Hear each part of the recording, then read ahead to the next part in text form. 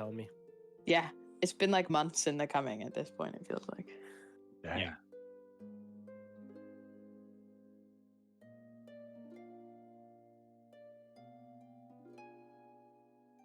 Well, I'm glad so far our group seems to be moving pretty well. Yeah, I like y'all. And I feel like all of our characters are figuring out how to be together. So, Yeah, exactly. Yeah. because that was our challenge. Our characters didn't get along very well, and we were struggling with that. As a Oh, group. in your other group, yeah. I think Yeah. it's that little bit of when you have a bunch of different people that want to do different things. It's about trying to find where you're gonna get your way and where you can like not get your way. You know what I mean? Like, because that sometimes you just have to agree with what everybody's doing and just enjoy it for what it is. And Totally. so.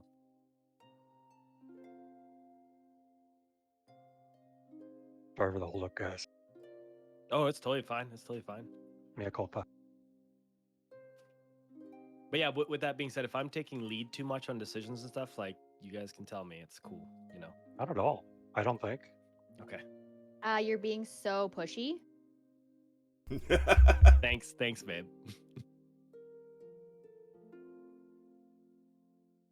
All right, so yeah, Valorant, did you also want to roll an investigation on these bodies?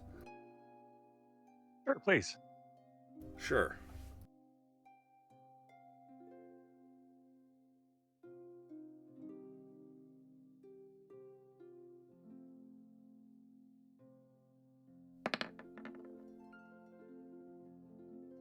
That's what I'm talking about. Okay. All right, so there are 4 of you. I want everybody to roll me 1d100.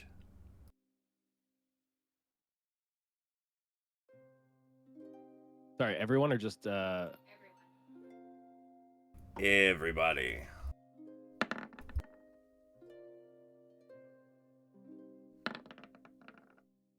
Okay, Ren, we need to talk about that roll. And Ray, what are you guys doing? And Val, am I the only one holding up the group this morning?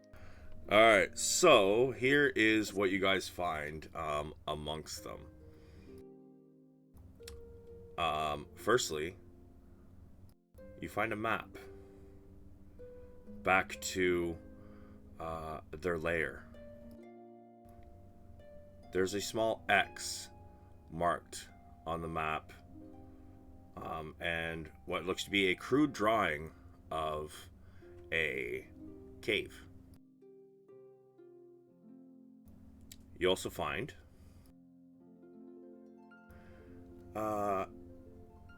83 gold,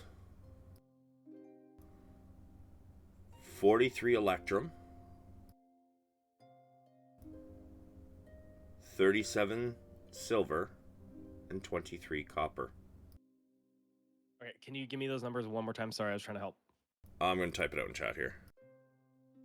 I'll do some calculations.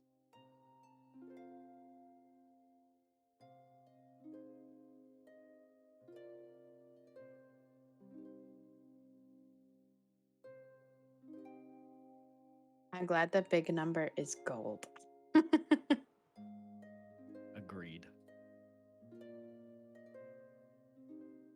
Tell me those spells don't buy themselves, Yeah. Or these healing potions. right? Struggle bussin'. Yeah, just wait until your druid has to actually start making sure she's got the proper materials for her spells. Druid list is absolutely fucking ridiculous, cost-wise. It makes no sense.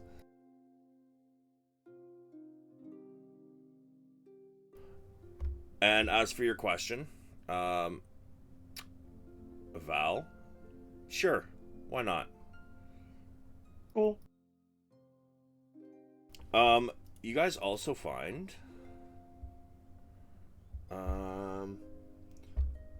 each of you can roll me a D10 and a D100. We'll do one at a time here. All right, we'll start with Oh, Val sorry, first. I already did it too. All right. So I'm sorry. Fine, we'll do you two first. yeah, so I'm trying to help out Snow. the two of you can also roll me a D100, please.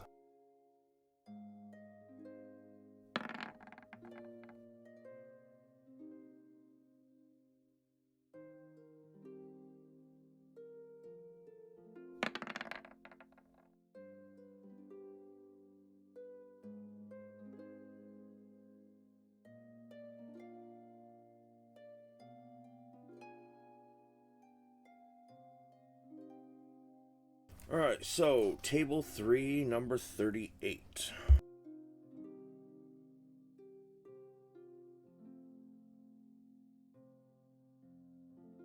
Sorry, I didn't make enough room on my desk for my book. Give me a second here.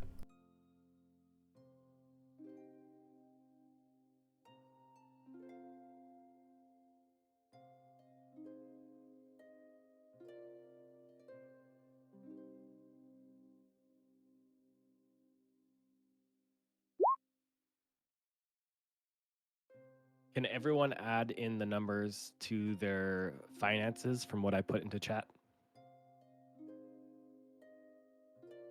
Yep, thank you. Thank you.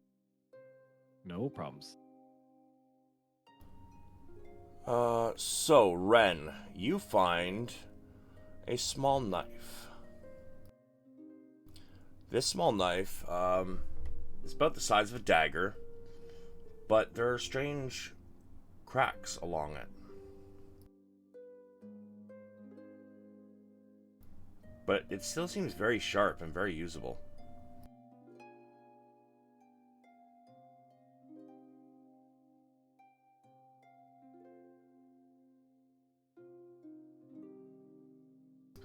Val, you find table 6, number 21.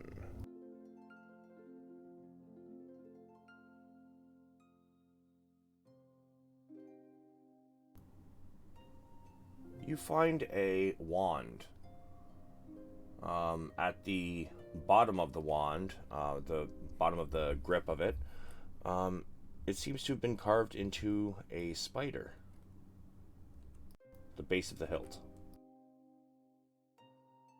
Ooh.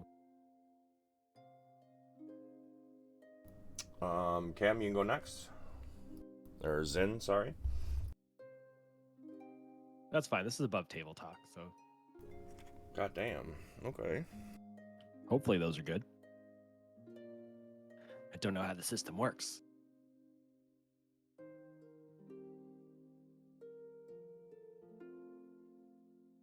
Random question. Does anybody know roughly what session this is for us, like number-wise? 8.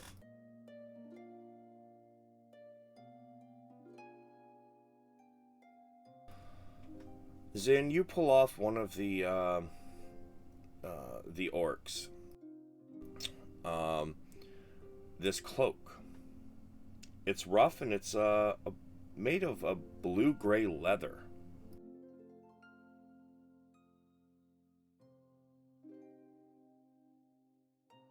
I also need Ooh. and Ray. D10, D100.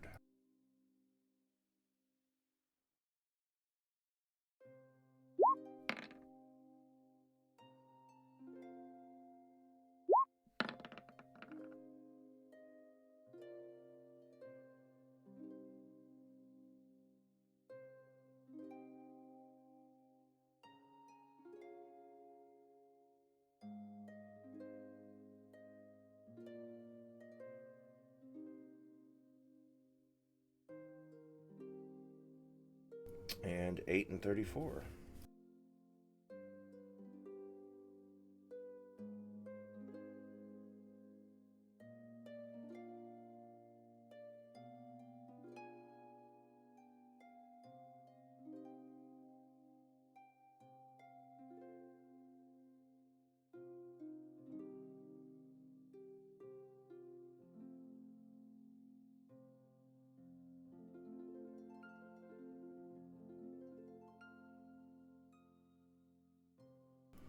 Okay.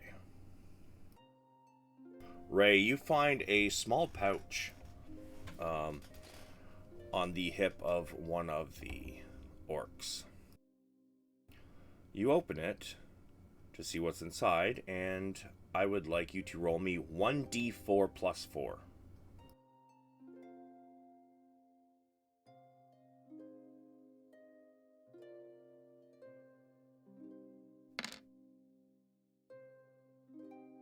No, 1d4.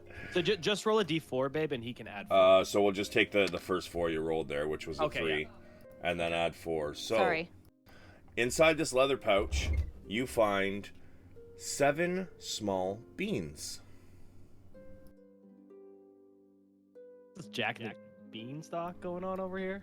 These beans are I didn't say that. are rather dark in their hue. You Did probably... we get Ren some coffee? No.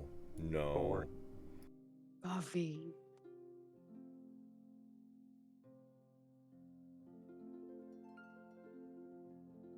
Alright, so that is what you guys have found. Sweet. Are we allowed to check if they're magical? Sure. If you guys would like to check out these items, you all may roll Arcana checks.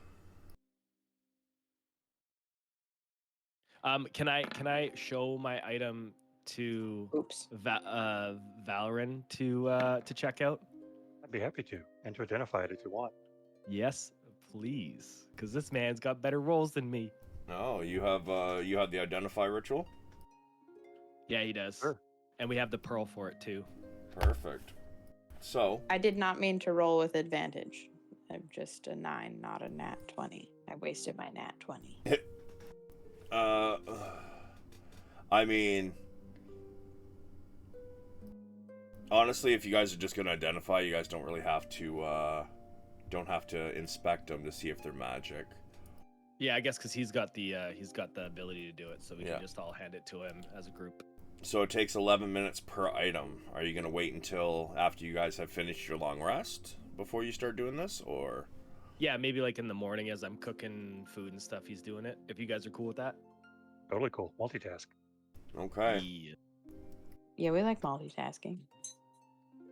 for sure. Okay, so you guys, I mean, unless we get attacked again. you guys, I take it are probably going to restoke the fire and go back to bed then. Can we like bury them or something? You want to bury them? Yeah. You want to bury him now, or in the like? How long is the burying gonna take? I mean, one of them's a fucking ogre, and you got what, 4 orcs? So I don't care about the ogre. Just the Yeah, that's orc. fair. Yeah, that's fair. I mean, how deep are you digging graves? Like even if we can just like pile rocks on them or something, just give them some sort of. Like just enough to put them into the earth and then give them a place to be. Yeah. I mean, probably looking at, grave digging takes a while, so if you're gonna dig graves, even like shallow ones, you're looking at probably an hour for each one, unless, everybody's gonna do one, or unless your druid has a specific ability.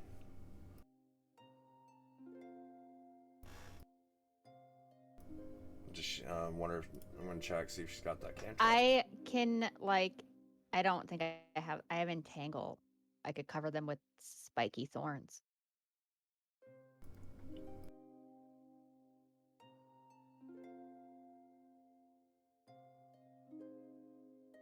So after you let go concentration, the vines would go back to normal, I believe.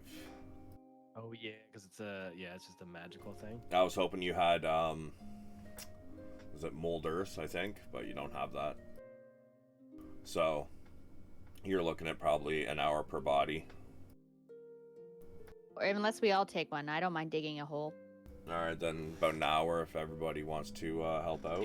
Is it faster if she's the wolf to dig? For her probably. Yeah, because she's a wolf right now. That's the reason I'm saying that. And I also have my Drake to help. Yeah, between your Drake and her wolf form.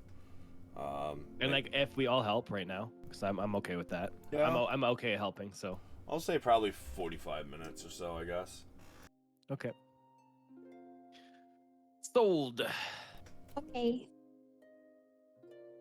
All right, I so like this whole bartering with the DM thing. so yeah, you guys begin to dig the graves for these orcs. It does take you some time though. The sun is starting to now rise.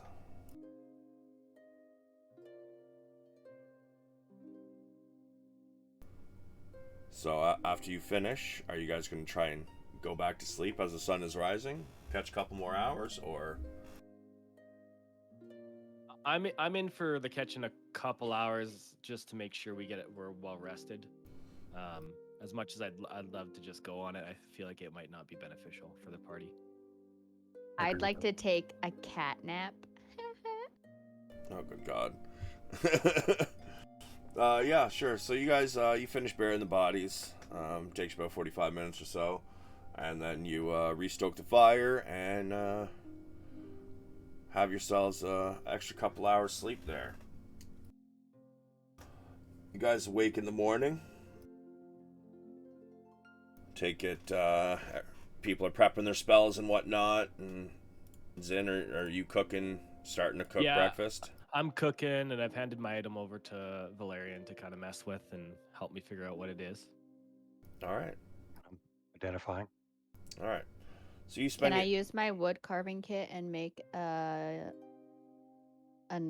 unicorn? Sure. Give me a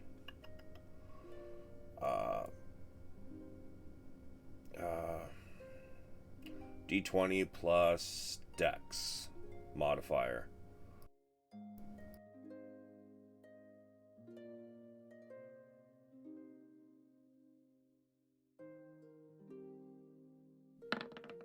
And then my modifier's 2.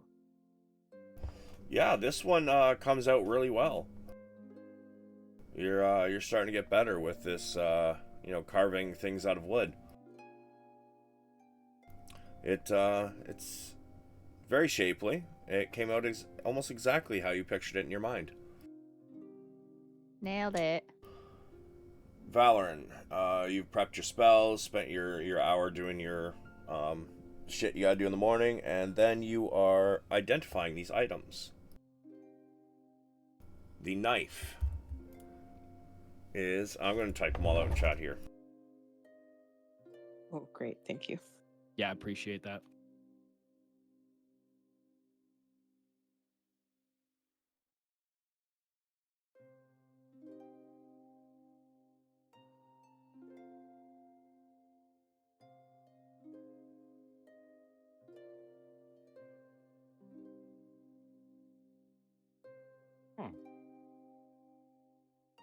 So you guys can look those up in the compendium up there, and decide, whether you want to keep them, you want to, you want to keep them to sell them later. If you guys want to trade items, whatever you'd like to do with them, it's up to you guys.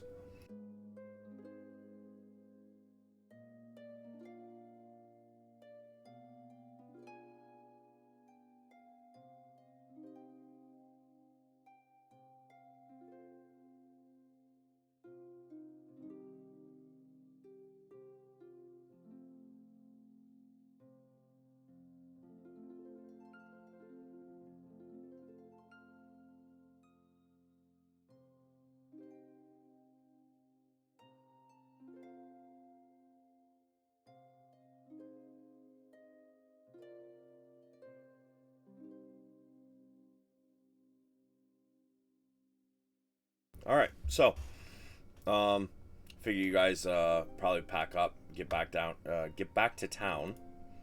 Coneyberry, which I'm going to put you back to the area map here, unless you want to check out what's on the map. It's up to you. whatever the party says, but I'm cool to just go straight to town. I don't, because I think we're pretty close, right? I'm just having an issue with my computer's not loading in my character sheet and things. I think. Yeah, my character sheet wasn't loading in. Now it is. I had to refresh my screen. Yeah, it's Saturday, so the Roll20 servers are busy as fuck.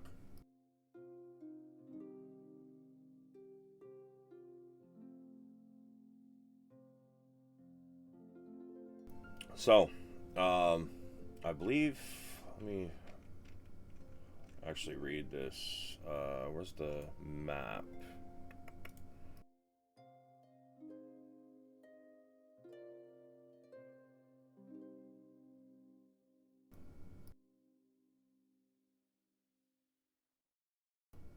Miles.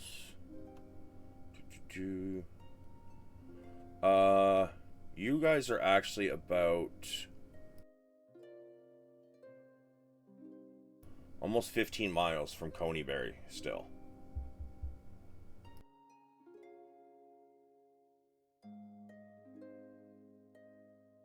Okay. So you guys, how long you guys of a are trek about, is that? you guys got to about here that night, and then rested.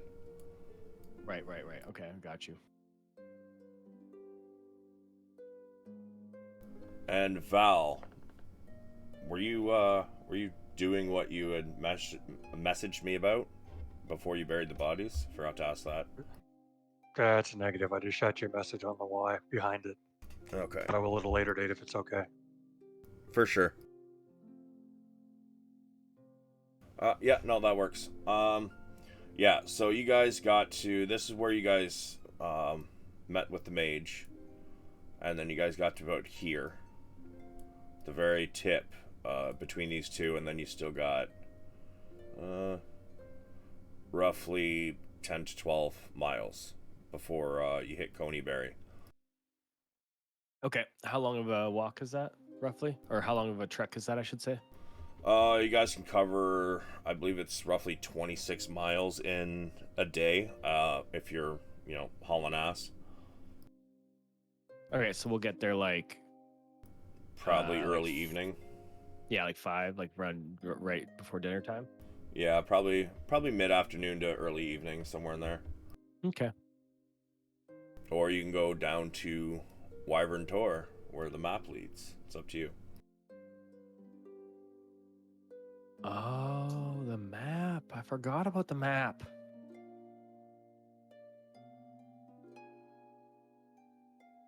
I vote follow the map. The map we just got? Yep. Sorry. That Okay. came off of the one of the bodies. To go to the orcs. Oh, yeah, because that's where all the orcs are. Well, I mean, theoretically, that's where they could be. Maybe we stop in Coneyberry first and then go to the map. I just don't want to seek out fights with orcs.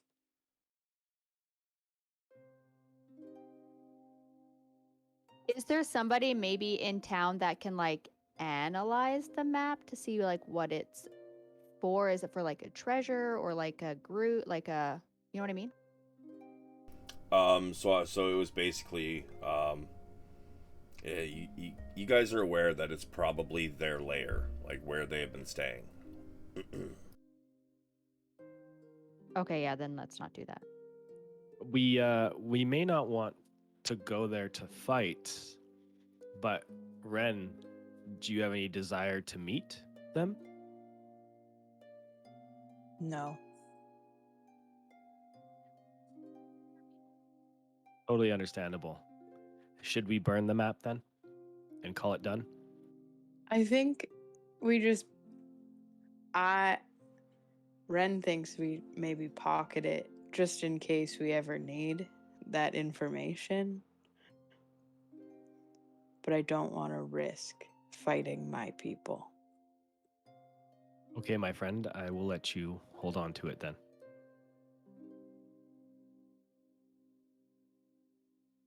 Thank you. So you guys are going to Coneyberry then? Zin heads off into the direction of Coneyberry, hoping his members will follow. I'm following.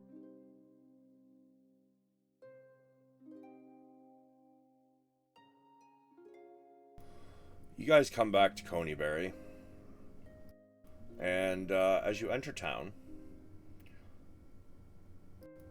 nothing really extraordinary is happening. You know, people just walking about doing, you know, their regular daily stuff. It's a small town. What would you guys like to do? Is there a shop where I might find some incense? Yeah, sure. As you guys enter town and Val starts looking for a place that might sell some incense, you find this place right here.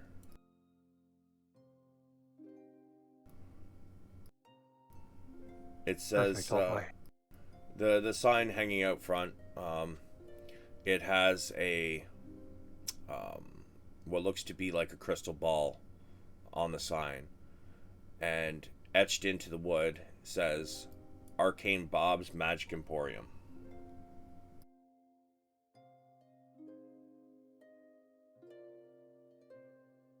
Did we hear about Arcane Bob's? I don't believe so. I don't think No. you know. It sounds so familiar.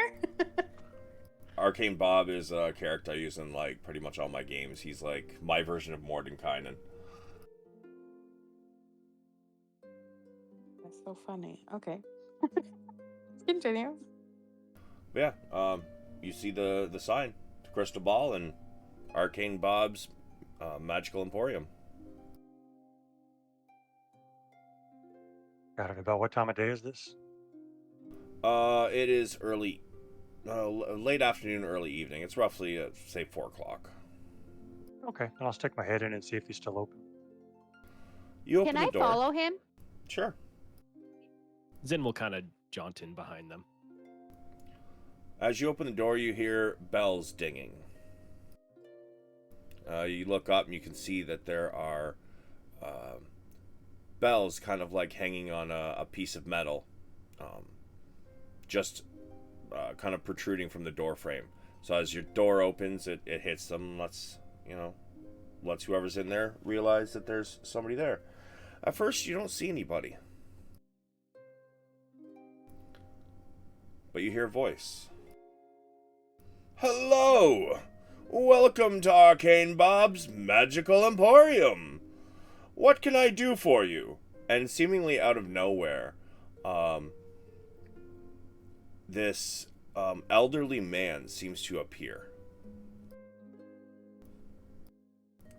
Yes, sir. I was looking for incense. If you might have some in stock, by chance. Yes. He points to a excuse me, a shelf in the back, just to your right. I believe we have some incense there. Many different scents. You know, if there's any in particular you're looking for, and if one you want is not there, I might be able to procure it for you. Perfect, thanks. I'll grab about what I think is maybe 15 gold pieces worth. Sure. Are you taking up to the front then? Oh, yes, sir. Absolutely not trying to steal it. Alright, so you go up to the front and you place it down, and he looks at it. Okay, that's that's a lot. 15 gold, please. And he suddenly a small, tiny chest appears on the counter, and it immediately opens. Please, place the money inside the chest. I will place my 15 gold inside the chest. He sits for a moment, and as you drop the gold in, you hear, with each gold piece that hits the bottom, it disappears, and he kind of sits there and stares at the chest for a few seconds. Ah, perfect. 15 gold. Excellent, excellent. Is there anything else I can help you all find?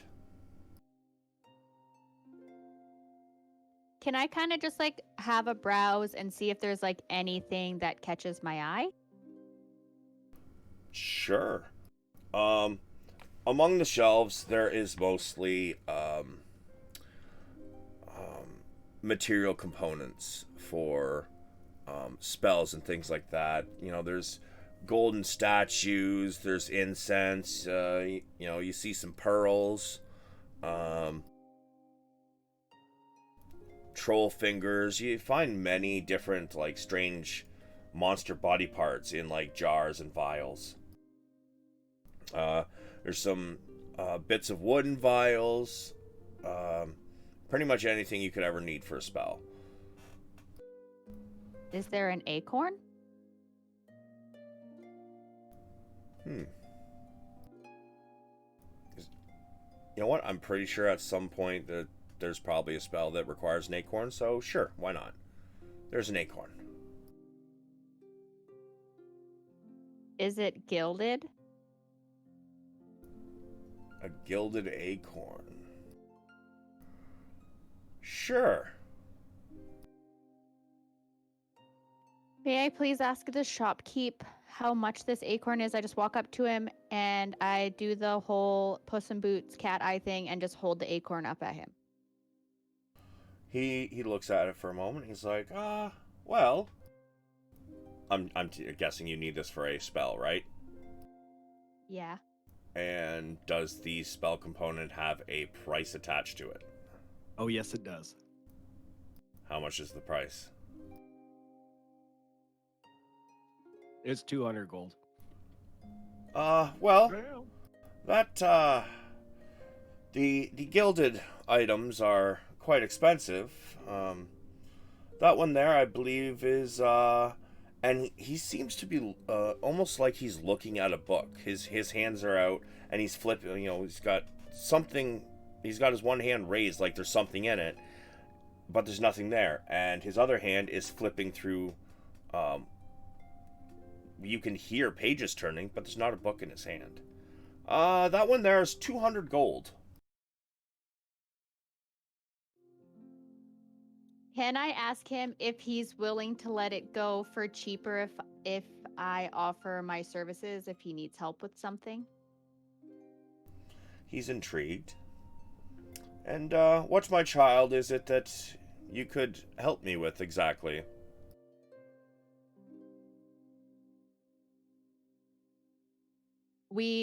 I could procure some treasures for him on our adventures, and we could make like a deal somehow. Oh, you're an adventurer, I see.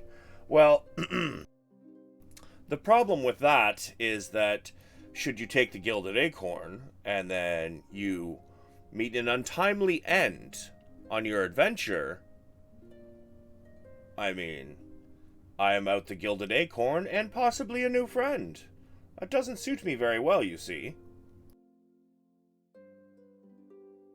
At 85 gold, I can kick in.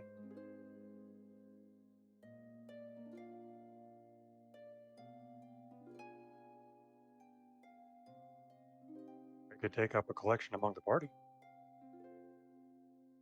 Okay, can I just turn slowly around with this acorn in my hand and just hold it up to my group and do the cat eye thing? As if I'm like saying like, pretty please.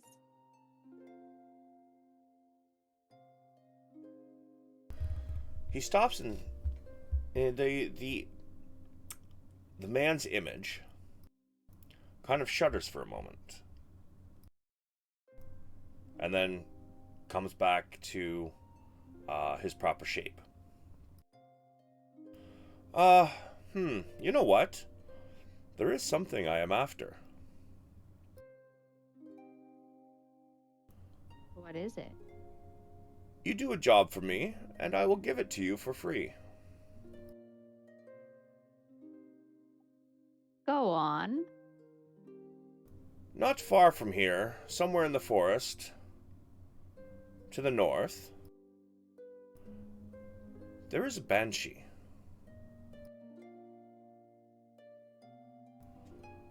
I need someone to ask it a question, as I am not actually here at the moment.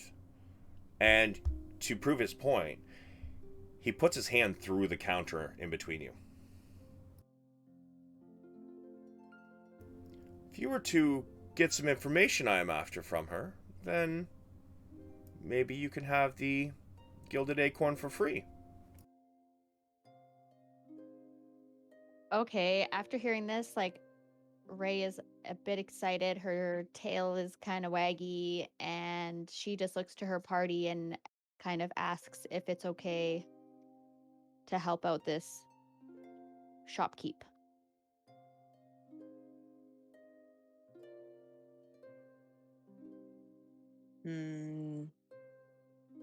I'll like just like nod. Then I'd be like, oh, okay. Fine by me. It seems to be on our way anyway. Indeed, it does. Savage, can I roll Arcana to see if I know anything about Banshees so we can be more prepared when we get there?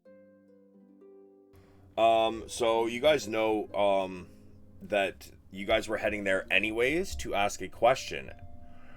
But as far as you guys are aware, I believe Ray currently has the comb.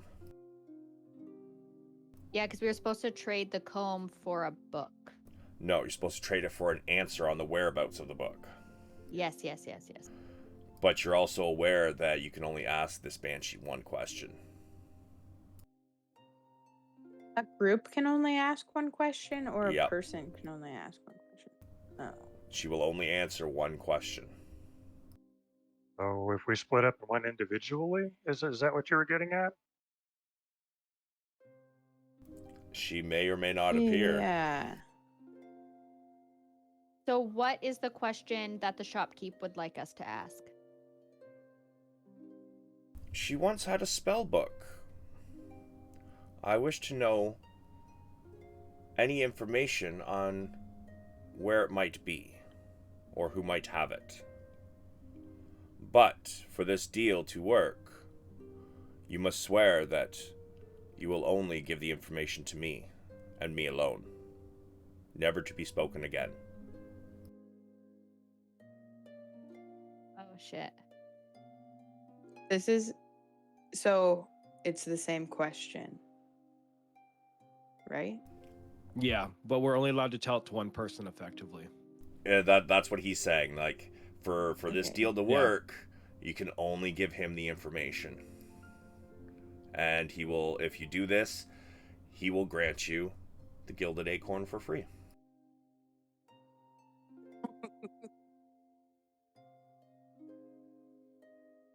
Don't you love moral dilemmas? Right? So what was the reward for the other person if we gave them the information? It was, as far as you know, there was no reward. It was just something that That's right. I Brom wasn't part of needed that. to I'm do. sorry. My bad. My Yeah. bad. I mean, Brom convinced you guys to go help and, do this, but Right. it was, It was for that lady. yeah, it was basically he convinced you guys to do it out of the goodness of your hearts kind of thing.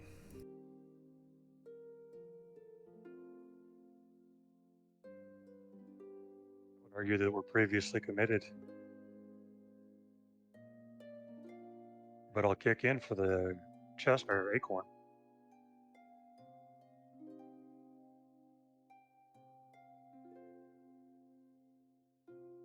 Oh, so you'd rather pay than find this information for me?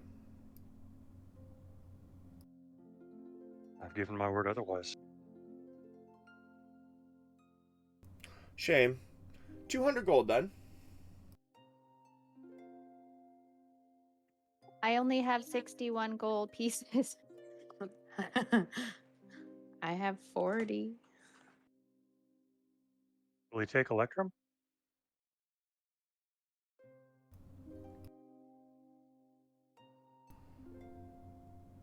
Are you asking him if he'll take Electrum? Sure. Good question. Sure. Will you take Electrum as well as gold? Let me see the Electrum. I'll show him the Electrum. He kind of, inspects it. Well, I'm not a bank, but I do happen to have a bank nearby my location. I will give you, we'll call it 3 silver per Electrum. Wait, silver? What? Did you say silver? 3 silver per Electrum. Are Electrums not like 5 gold pieces? No, they are 5 silver. Each Electrum is my 5 bad. silver. My bad, homie. But he also has to get it exchanged, then he'll have to pay the exchange rate. I totally get that. That's way more reasonable than I was thinking. Oh, I was thinking of platinum. That's where I'm. Okay. Yeah, no, a platinum is 10 gold. Yeah, my bad. So I can chip in for the kitty cat to get what she wants. Like if we pool our gold, how much gold we got? We have more than enough. Are you hoarding gold over there? If you mean I've been very, very good with the money and haven't spent a lot of it, then yes. Let's see. How much do you have, Ray? I have 61. I will match your 61.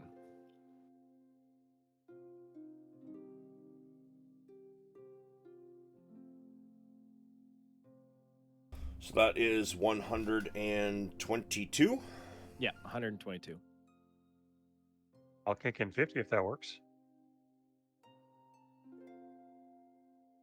Yeah, 172.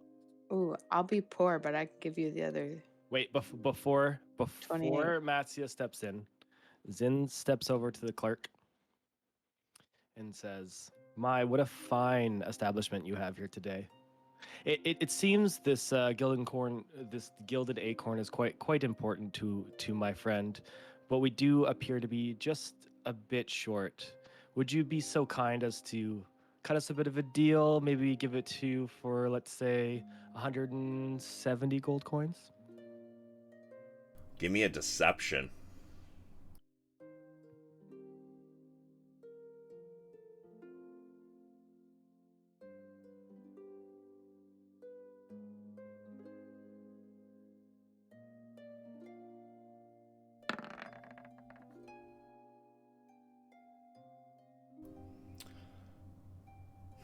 Short, are we? I feel that might not be very true.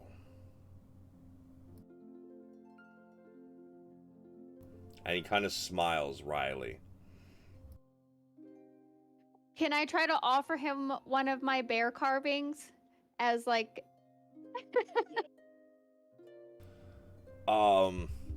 You can try. Okay, let's do it.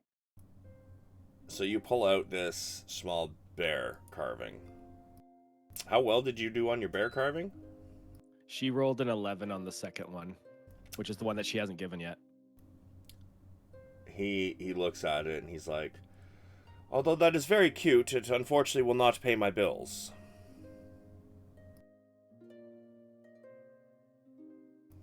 The price is 200 or information. I'll kick in my 85 gold. So you're up in your pitch to 85?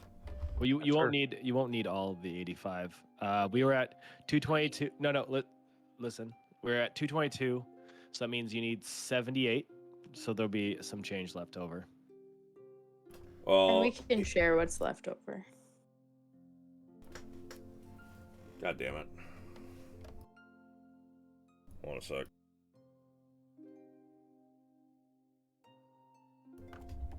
So 61, and that leaves what, 78. So yeah, so It's only 78 to you, Val. Which, Val, if that makes you poor, I can also give you some. Yeah, half my fun is for magic. I don't really need the money except to get spells eventually. So you guys pull your money, and the chest appears again and pops open. Please, put it in there, if you do not mind. Okay, Ray will collect the money from everybody and then quickly run over and drop it in the chest. He sits there and watches the chest for a moment. Ah, very well. Seems you were not short after all. Please, take the acorn. Can I, as a thank you, just look over to Valerian? Is that how you pronounce it? Anyways, and just give him my bear as like a thank you. Sure. Cool. Thank you. You take this bear from her. It's not particularly great, but you know, it's an act of kindness and thanks.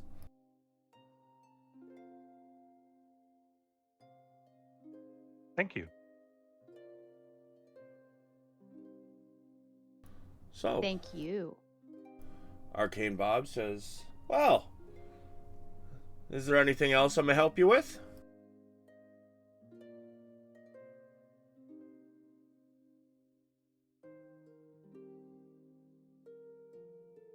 I'm good.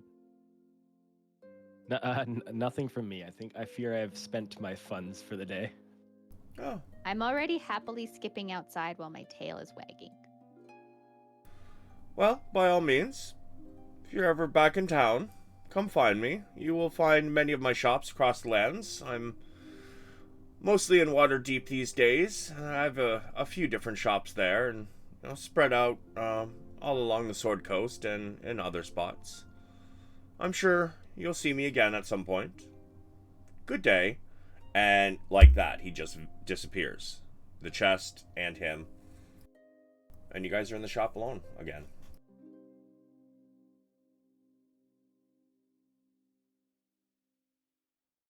What would you like to do?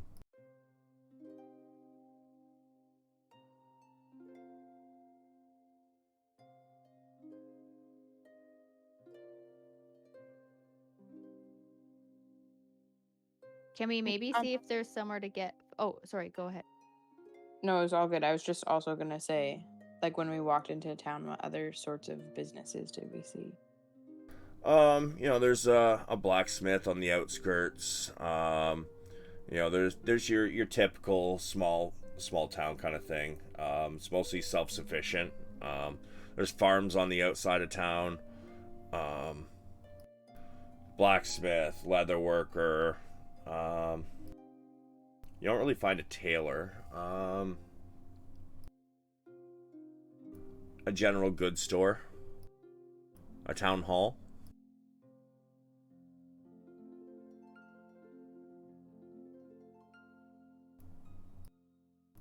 And of course, always, every town's got to have a tavern, right? Milk? So is there anywhere that I might be able to get some funky arrows? And what do you mean by funky arrows? There's I'm looking at some arrows and there's some really cool ones. Not like a +1, +2, but something a little more unique. Oh, you're looking for a I can say what they Fletcher. are. I can say what they are if you want. There's a whole bunch. They're just so cool. Like there's the arrow of webbing. There's arrows of capturing and stuff like that. Yeah, I don't know if there's it's a Fletcher is what you called it. Yes. I will say, I will warn you that a lot of times you do have to commission those kind of items. So hold on a sec. Let me take a I'll look wait. here. Yeah, if nobody's there, I'll wait because it's fine. I just was curious more than anything. You're talking like arrow of grabbing and stuff like that. Yeah. That's funky stuff. It might be out of my budget right now, but I just wanted to see what it would look like.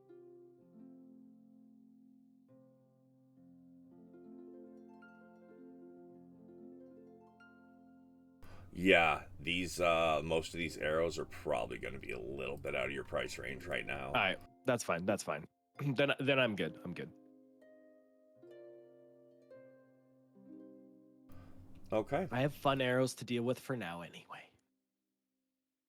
So, what would you guys like to do? Can we grab some grub? For sure. You guys get to you guys head towards the tavern here in Coneyberry, and the sign reads Barry's Winery, and you can see like lots of lots of berries kind of carved into this sign. However, Barry is spelt with an A instead of an E.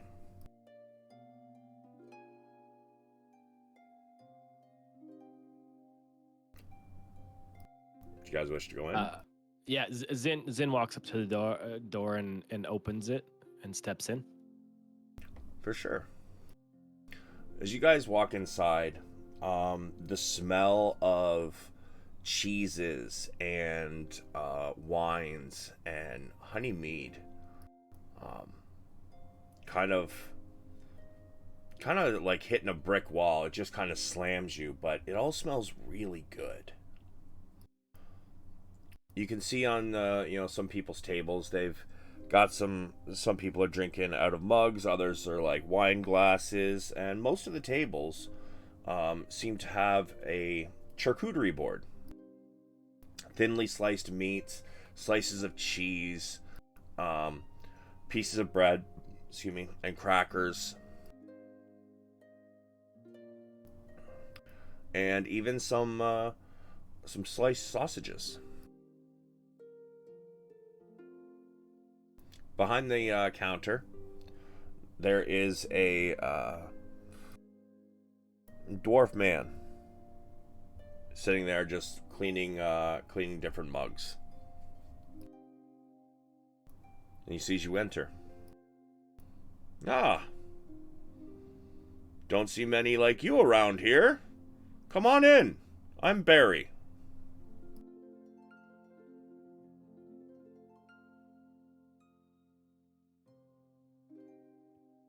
Hello,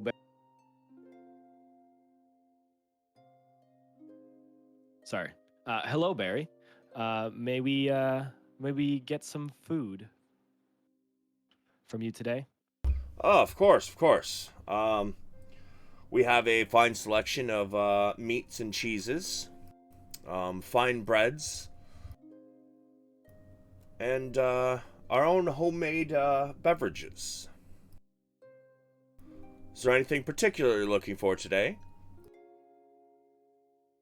Ray just slowly walks up to the bar and is making intense eye contact with the charcuterie board, like eyes wide, drooling a little bit, and just points at the food. Ah, yes, that's what most people like. Our charcuterie boards are quite famous around here. But tell you what, I will get one prepped up for you. You have drink orders?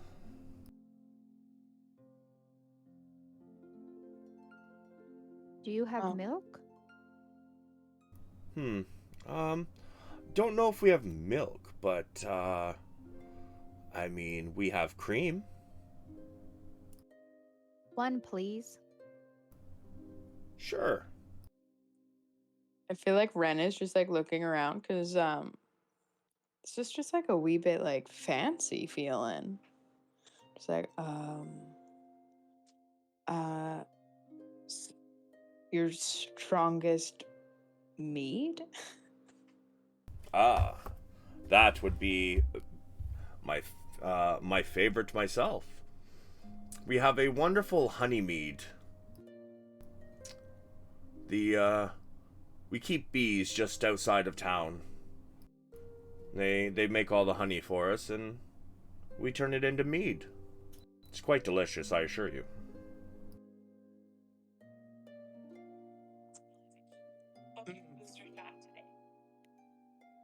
Perfect.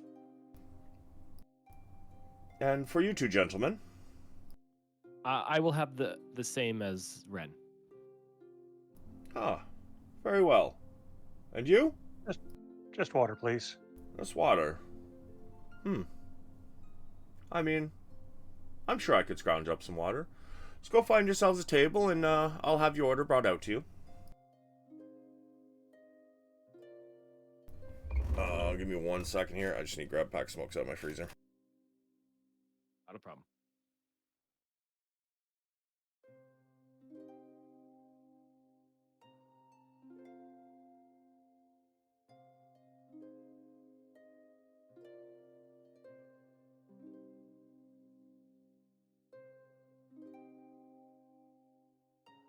For some reason, I feel like this shop is like the wildest thing Ren has encountered thus far. The tavern we're in. Just yeah, I'm like, whoa. It's like it's because it's like pretty high grade. So Ren's like, what is this? Yeah, she's a bush lady. fair, fair. I'm just like, it's been an overwhelming day. First, she had to kill orcs, and now she's like, now I'm in a fancy place. What's happening? Well, to be fair, you tried to be peaceful with them. I mean, you really did. I tried my best. It's the was first probably- teeth I haven't taken. Yeah, I was waiting for that. No teeth. It felt wrong. I Well, considered taking them and just storing them separately. the ogre was there. He'd have great teeth. I didn't kill him though. Ah, good It point. was Good all point. in. Touche. So a barmaid comes walking over. Hi. I'm Clarinet. Don't ask me why my name is that. My parents were dumb apparently. But here's your order. She brings you over a large charcuterie board. Big enough for about half, takes up about half the space on the table. On this board, you see all kinds of sliced meat, sausages. Like, it basically looks like a charcuterie board. Multiple kinds of cheeses. There's some breads on it, crackers. There's butter, and even a little olive oil shaker. So here's your food. Give me 1 moment, and I'll be right back with your drinks. She disappears for all 30 seconds, comes back with a tray of all your drinks, and she hands them all out. Now, is there anything else I can get for you? Ray just like nods her head and doesn't even pay attention to this woman and just starts digging into the cheeses. Zin says, I think that is all for now. We may want some more drinks in a bit, depending on how the night goes, but we can always call you over then. Oh, very well.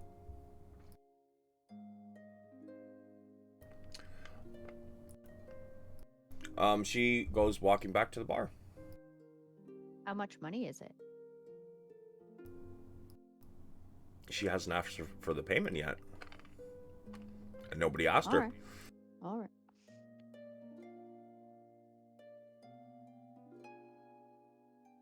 So how long are you guys hanging out here eating and drinking?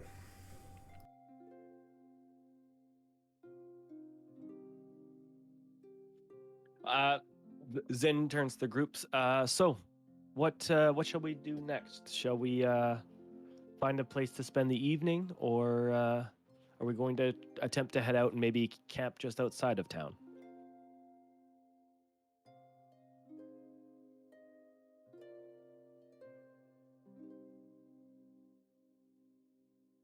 Oh, her computer with Discord just shut down. Matsia's did. Yep, I'm seeing that. Hello, does this sound okay? Yeah, you sound great. Yeah, not bad. It works. It's gonna be super annoying, so I'm gonna have to hold my screen every time I talk, but that's okay. I assume you didn't hear what I had to ask? No. All right. So Zin turns to the group and asks, shall we find a place to spend the evening here, or after we're done eating and taking a moment for a break, would you like to head out and find a place, perhaps a little ways outside of town, towards our direction? Soft bed sounds nice.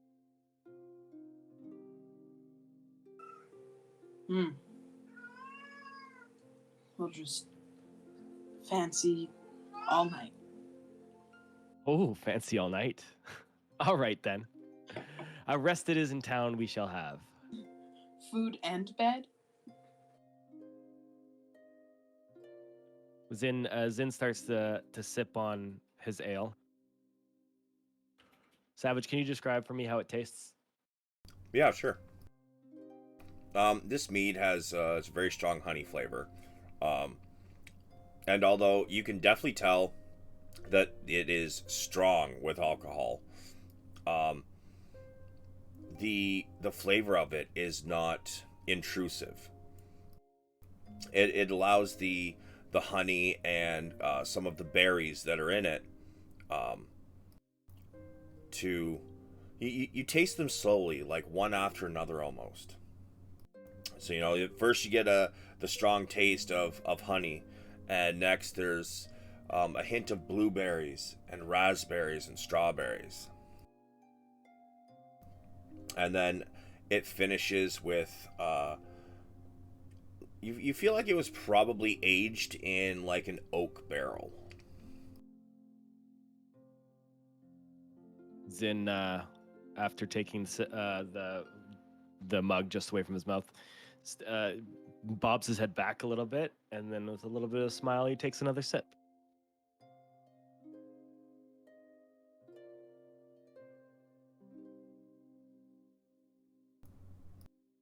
Yes, this drink it's very good. It's very strong. You feel like if you have a few of these, you might feel like your DM does today.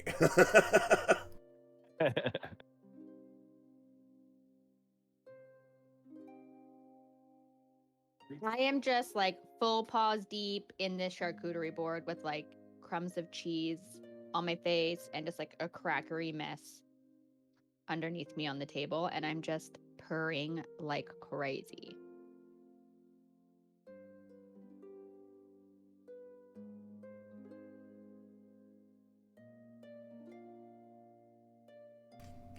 And Val, in case you're curious, your water tastes like very clean, crisp water. This Good is going to thing. be expensive, guys. Yeah, we may end up sleeping outside town after all. Oh, God. In fact, you guys also realize that the chill of your drinks, as you sit here, you would think that slowly the drinks would, come up to room temperature. That doesn't seem to be happening, though. It stays very cool and chilly. I like this place.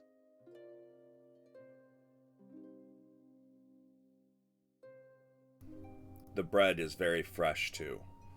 When she brought it out on the charcuterie board,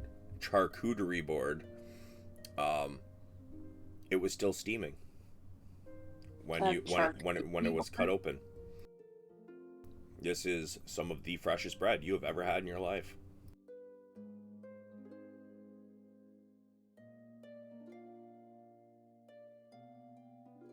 Out of like the need that I feel, can I just like pocket some of this food kind of slyly, even though it's completely not necessary, and just like put some in my stash because I feel like I may never have this type of meal again? Sure, what are you reaching for? Just like some cured meats and some of the like more harder cheeses, I guess. Oh, and some bread. All right, so you reach up and you grab some bread first, and make sure that you can line your pocket with it. You don't want the cheese melting in your pocket and getting all over the place. So you put a little bread in there first, and then you stuff in a little bit of meat. You grab a couple slices of shit. What is that, like super thinly sliced prosciutto? Is that right? Prosciutto. Yeah. You grab some of that and you put that at the bottom, and then you grab a few pieces of cheese. You got a little bit of Swiss and this orange cheese. Kind of put that in, and then you put a little bit more prosciutto on top of it, and then you take one more piece of bread and you put it on top of the your pocket is kind of bulging at the moment, but you have yourself makings of a nice little sandwich for a later date. Perfection.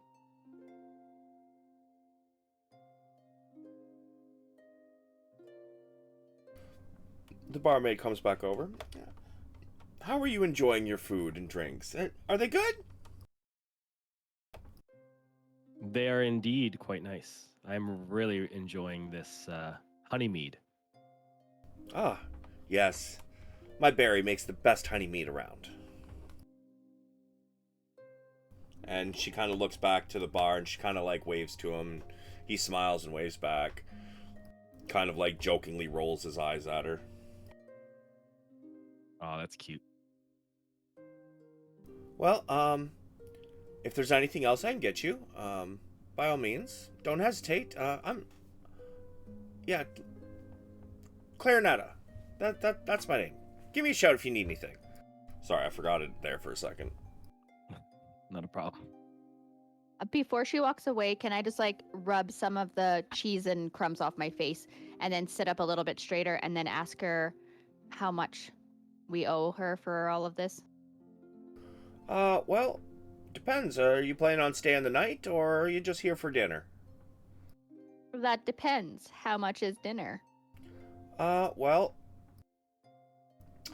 this here, looking at about 2.5 gold per person. Per person? Per person.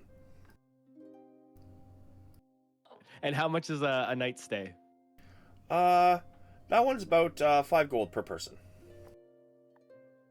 A lovely night out.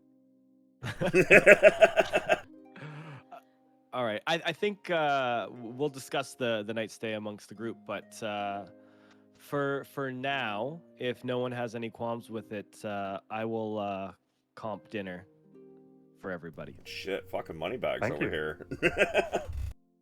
Okay, so after Zin says that and I find out how much it is, my eyes just go like big and as in like the fuck. And then I just start scraping things into pockets and stuff on my body. Oh man. Clarinetta hears you start scraping stuff on the charcuterie board, and she looks over. Oh, dear, we do have containers. You can just take stuff with you, Ah, yes. May I have one of those, please? Yeah, you sure can. A kitty cat bag? I mean, we Savage, call that was them... 10. Sorry. Go. I was just gonna say it's 10 gold for everybody, right? Yeah. 2.5 Okay, gold a that's- pop. yeah, that's 4 of done. yous. Okay, so she kind of... Sure. I mean, we call it a doggy bag, but to each their own. I'll be back. She comes back with kind of a small wooden box almost. It looks like it's made from the same thing as these charcuterie boards. It's very fine wood, and you can see the inside is polished and clean, and there's a small almost like a napkin sitting in the bottom, as she then opens up and just kind of layers, or not layers it, spreads it out to cover the box. And she's like, here you go, just put what you'd like in the box. This, depending on how much you guys have eaten, you could probably get another, I'm going to say, day's ration for each of you out of this.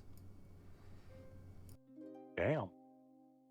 Yeah. Okay, can I like take the box like quickly, but then also as soon as I get it in my hands, I'm like, oh wait, and then I kind of like give you this like sophisticated, like smug, like yes kind of look on my face. But then before I fully take the box, can I just be like, how much is this gonna cost?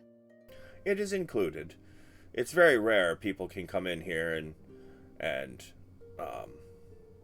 eat the entire charcuterie board contents. The box is included in the price. Okay, and then can I, after she says that, I'll just like quickly take it and then go back to being the pure chaos, unsophisticated creature that I am and just start stuffing things into this box.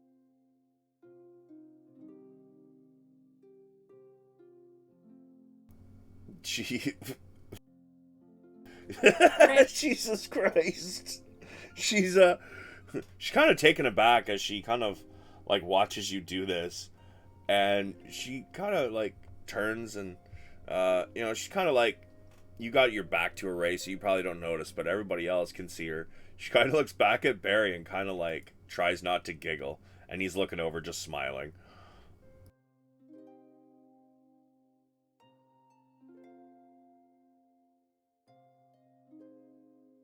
But yeah, you fill this box, and you get a day's worth of rations for each of you out of what's left on this in this charcuterie board.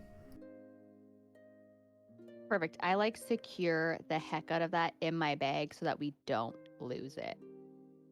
All right, for sure. Has the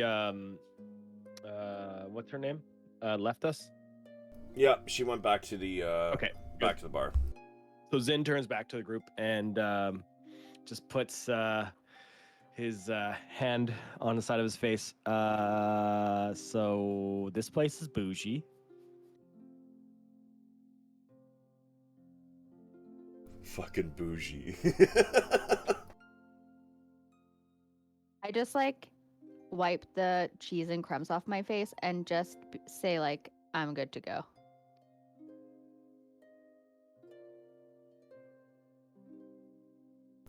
All right, so what do you guys want to do then? Yeah. It's maybe too nice for me as well for sleeping. Should we try to find other accommodations in town, or should we maybe recoup some of her costs by sleeping a little ways outside of town?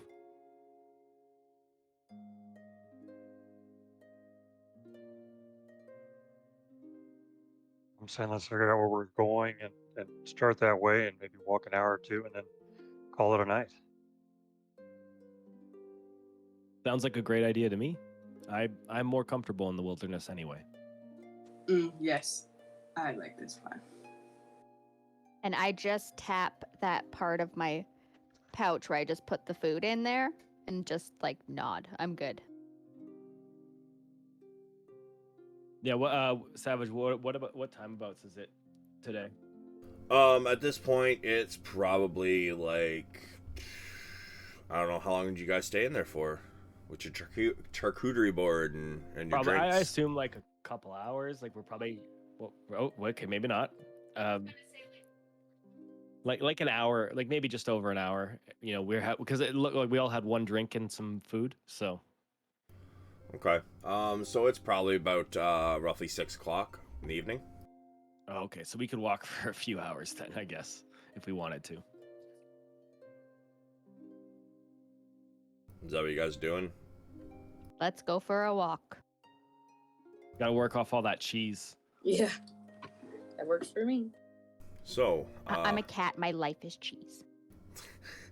are you guys heading like in the direction of Agatha, or are you guys just heading outside of town? Like, what are you doing? I think we should go towards the Banshee. Yeah, that's Agatha, right? Yep. Okay. Yeah, I agree. I like this plan. That gets my vote. All right. So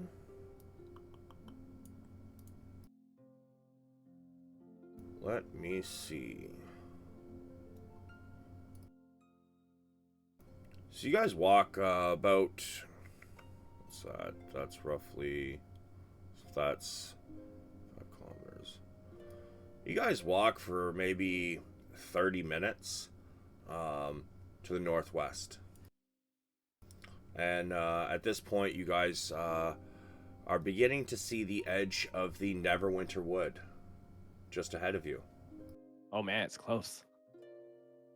Yeah, it's like maybe the edge of the forest to Coneyberry looks like probably about 3 miles. Okay, that makes a lot more sense. Okay. But yeah, you guys see the edge of the Neverwinter Wood. Now, would you guys like to continue on in, or do you want to camp out outside of the woods? Yeah, it's like 6:30. That's it, right? So Yeah, we have, about like, that. Lots of daylight. Yeah.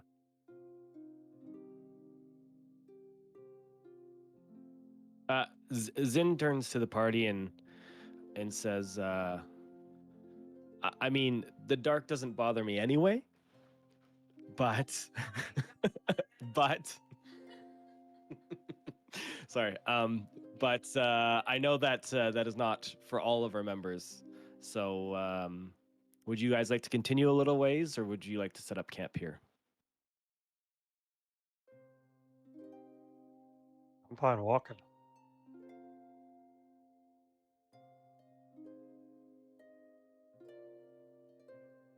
Sorry, I just switched back to my other device so I can Not a problem. see. I can hear you guys better. Okay, it's 6:30, and I just asked if everyone would like to continue, as it doesn't matter for me because I can see quite well in the dark.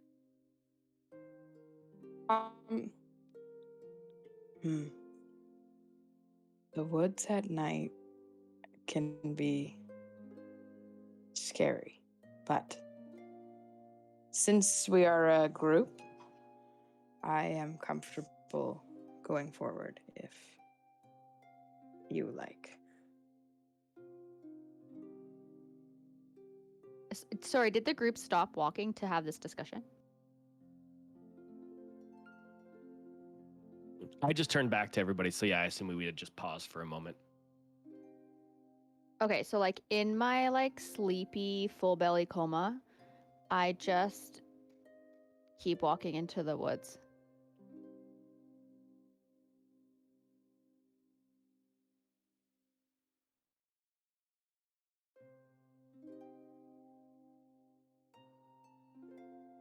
Okay. Now, are you All right, guys? I guess we. Are Sorry, go ahead. Are you guys just looking for a place to camp, or you guys want to try and find the lair?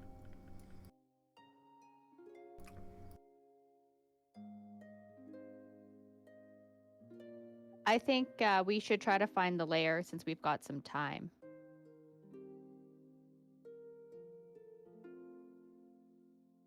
I'm comfortable exploring a little bit to find the lair. I mean, it doesn't mean we have to necessarily go in right away, but we can kind of look around. I mean, it might be nice to scope things out too, as well, for a bit. Sure. Sure. That works for me. Do we know much about banshees? We know we have to. We can ask her only one question, and we know that she likes to be flattered.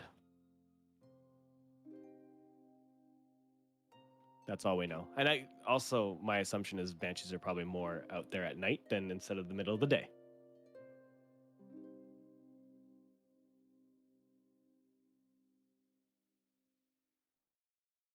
So you guys looking for the lair then? So, who is leading the search?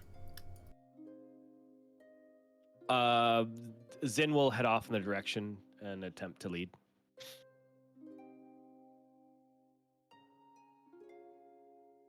Okay. The sun is beginning to set, and the forest grows dark and still as the trail winds deeper into the trees. Heavy vines and thick layers of moss drape the branches, and the air is noticeably colder than it was in the village.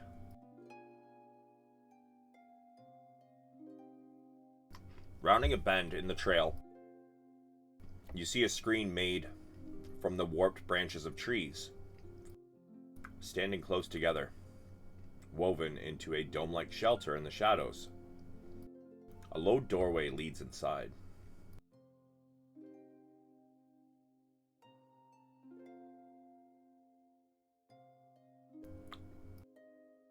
Can we kind of like examine the area to see if there's any like traps?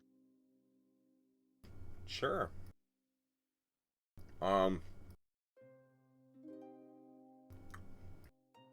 Sorry. Yeah, give me a Zin and Ray. I mean, it sounds like two of you are leading the party, so both of you can give me survival. Looking for actually, hold on. I'm going to give you a choice. If you're looking for magical traps, you can do an Arcana or an Investigation. If you are looking for physical traps, you may roll a Survival or an Investigation.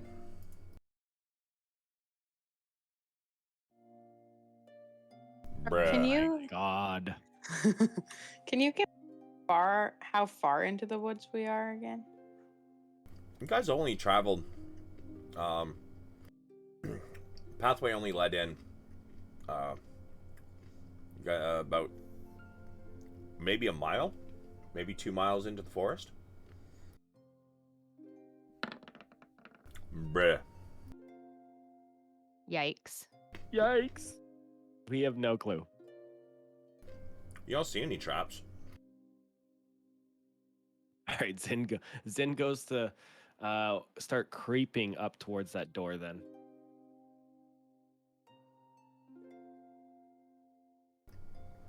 Just, like stealthily?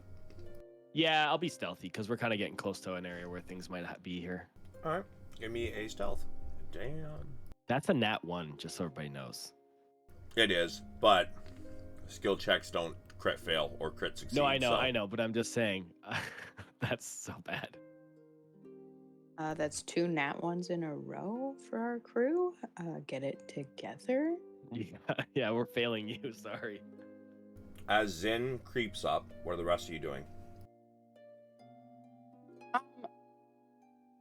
I just kind of want to be looking behind us, like at the opposite of direction of what we're approaching, to make sure there's no like wildlife or creatures out there. Sure, give me a perception.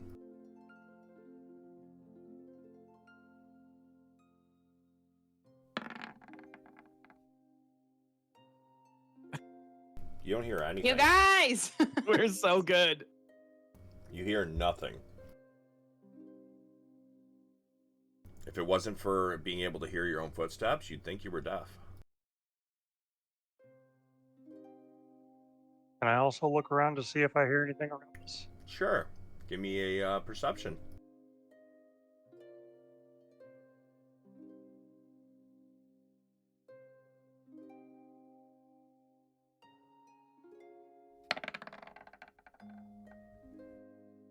The only one in our group that can roll right now is this man. So, it's a pretty decent roll. You hear nothing, but it's eerily quiet. You would think that, you might hear some birds or insects. It's gotten even colder the closer to this building you've gotten. Or this sheltered area.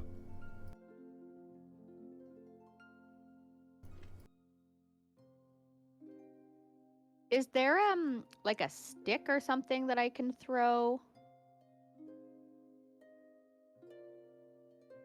Sure. You can pick up a stick, give her a huck. What are you throwing it at? Towards the door just to make sure there's no traps.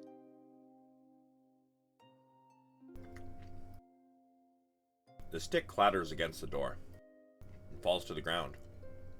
Then everything blows up. I'm just kidding. Nothing happens. Zin continues forward towards the door. Okay, so we're going for it.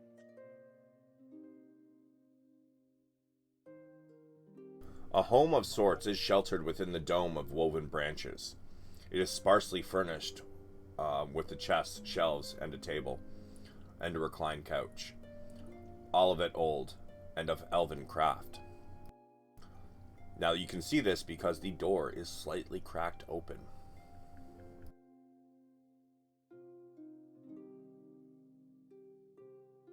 So like Ray is just so curious. She just goes and opens the door like she lived here. Okay. Everything blows up. I'm just kidding. As you guys, as Ray just walks up and opens the door, what is everybody else doing? Are you guys following her, or? I mean, I'm gonna follow her to the door frame, but not step inside just yet. All right, Val and Ren. I'll step inside.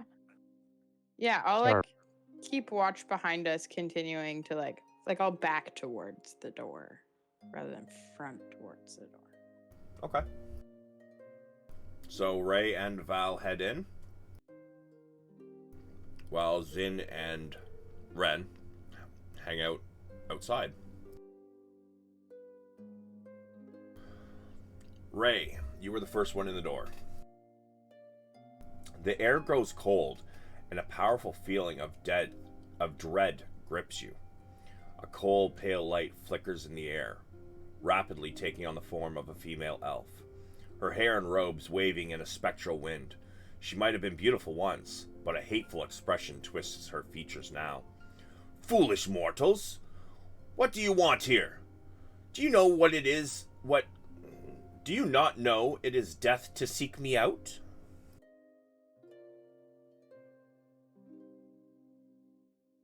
So it takes a minute for Ray to realize who this elf figure is, or who she thinks it is. But then she can I just like look at her at first kind of startled, and then kind of with like pure amazement. Like, I just think she's so beautiful. Why do you look at me like that, child? Your beauty, it hurts my soul. God damn, that was poetic. She, her features begin to soften a little bit. Not completely, but she kind of like, was floating in the air slightly, a couple inches off the ground. She kind of slowly comes down for her spectral feet to touch the ground. Ah, I see someone has a good eye. And she sits there and kind of almost tries to flatten her hair out with her hands. Can I notice that she's doing this, and then kind of like an aha moment happens, and then I just rummage through my bag and just look at her and hold out this comb and be like, would this help? Oh my. Her features soften even more. Still got a hateful look on her face, but it's softened. Can I just like look at her and just hold the comb in my hand and just be like, may I? And like kind of offer to brush her hair for her. Oh. Are you a hairdresser? You know what you're doing? But she immediately starts to find herself a seat and sits down as if she's waiting for you. Okay, so I'll just like walk over slowly and like stand behind her and pull her hair over the back of whatever she's sitting on and just slowly start brushing her hair. And then can I tell her like a little story of when my mom used to brush my hair when I was young? Sure. Would you like to RP that out? No. Okay. She sits and lets you start combing her hair. Your fingers, as you are touching her hair, are freezing. You're not taking any damage, but it feels like if you left your hands sitting in a pile of snow for a few minutes. You're getting tingly. And she listens to you recount this story. And she kind of you get a ways into it, she kind of sighs. Yes, mother, hair, all of that. I see. What do you want here anyways?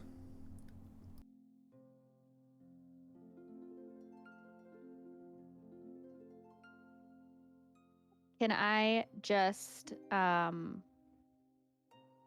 tell her like, oh, I don't know, something like, I always found it like calming when my mom brushed my hair.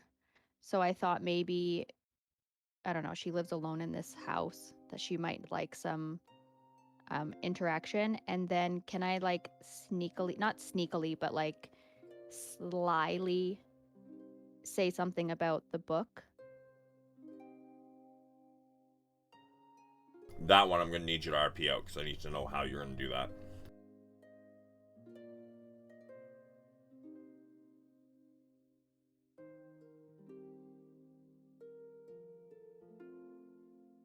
Okay, one sec. I'm just thinking about how I want to approach this. Yeah, no worries.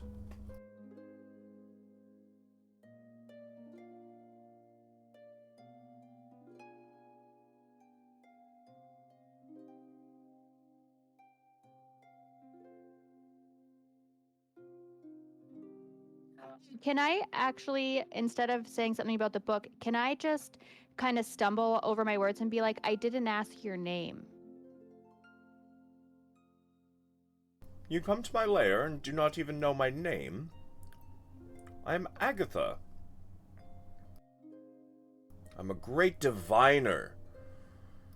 People come to me about questions, and many of them leave with more. But it is neither here nor there.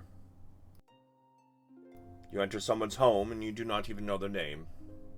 It's quite rude, you know. I was trying to be polite and not assuming. I was more or less like wanting her to introduce herself to us instead of us just barging in being like, I know who you are.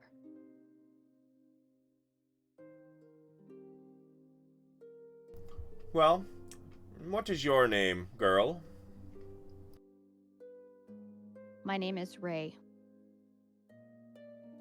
It was rhetorical. I already knew.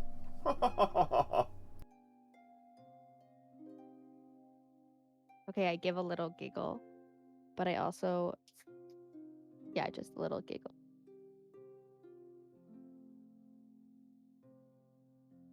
Well, you still have not told me why it is you come here.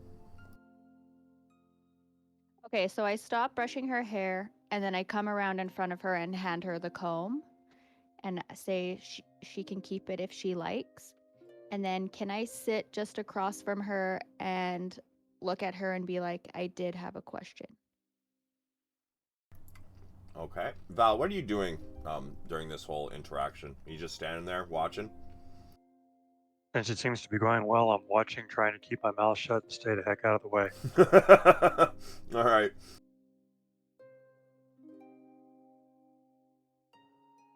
Guys, can I just have 1 minute? I'm so sorry. Yeah, no worries.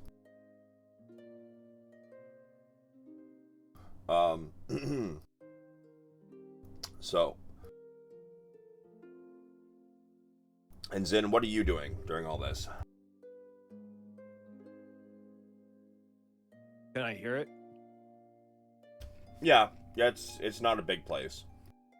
Okay, so yeah, I'm more focusing on the surrounding then at this time, since it sounds like it's going well. Okay. She takes the comb that you're offering her, and she looks at it. It is quite quite pretty. I should love to add this to my collection, I think. You can give me a persuasion check at advantage. Ray. Okay.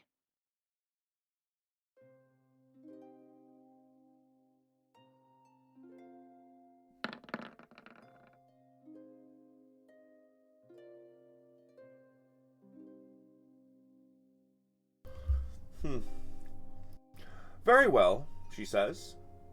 I know that you seek many things. Ask me one question, I will give you an answer.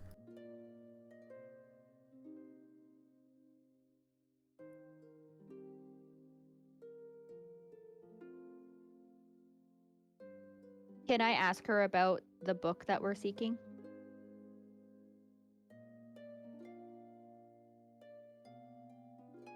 Sure, 1 second.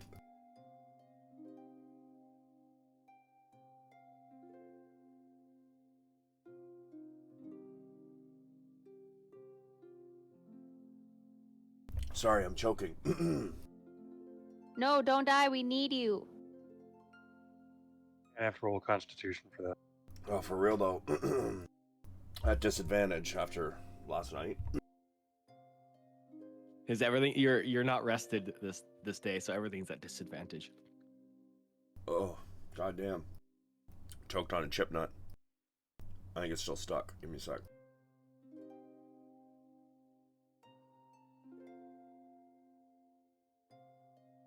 I'm sorry, did you say chip nut? Yeah.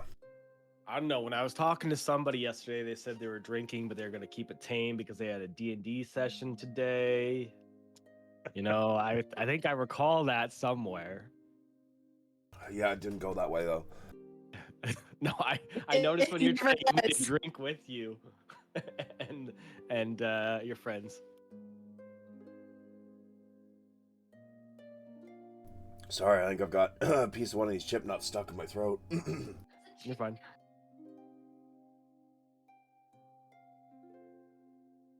Okay, when you're not dying, what the fuck is a chip nut? Yeah. Chipmunk? He's eating chipmunks? Oh, they are about bite size.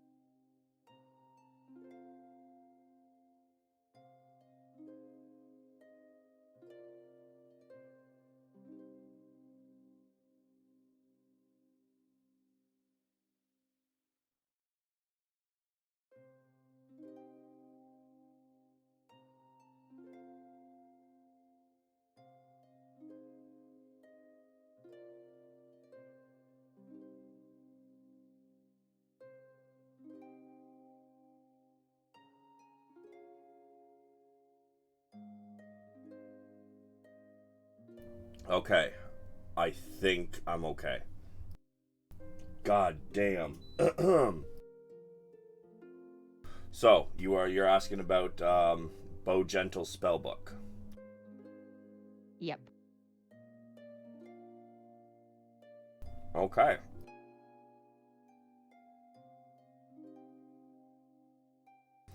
Well, quite some time ago, I traded the book to a necromancer named Sernoth. I'll type that in chat.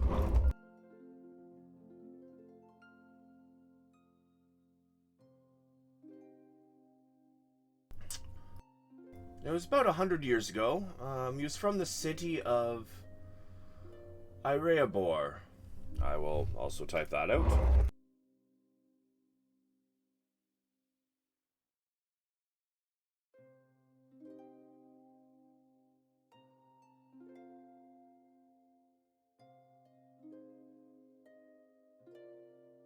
But that is the last time I've known where that book was. about 100 years ago. He had it, but since then, I don't know where else it could, where it could have gone from there.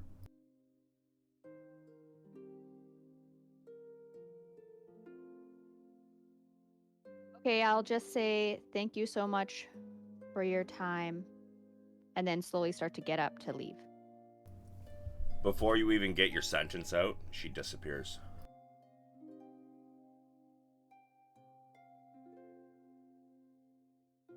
Okay, I will just be a little startled and then just get up and slowly turn towards my group.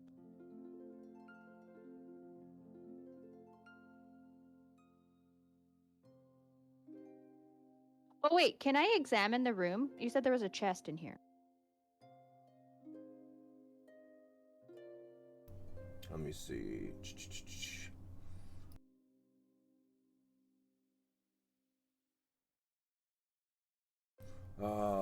Dome of wooden branches, sparsely furnished with chest shelves, a table, a reclined couch, all of it old and of elven craft. So yeah, are you planning on like what are you doing right now? There are chests around. Yeah, no, I changed my mind actually, because then that would just be stealing from her, I guess. I don't want to be a thief. Especially from a potentially scary lady. Yeah, we don't need that kind of drama, so I'm just gonna leave. Smart. Very smart. Because you really don't want to get hit with this.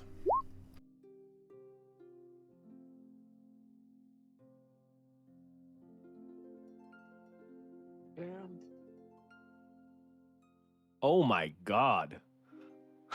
What? Yeah. Yeah, okay, so thanks, goodbye. Yep. So Okay, at this point, it's Go about 6:30. Walked about let's say roughly 9:30, maybe 10 at this point.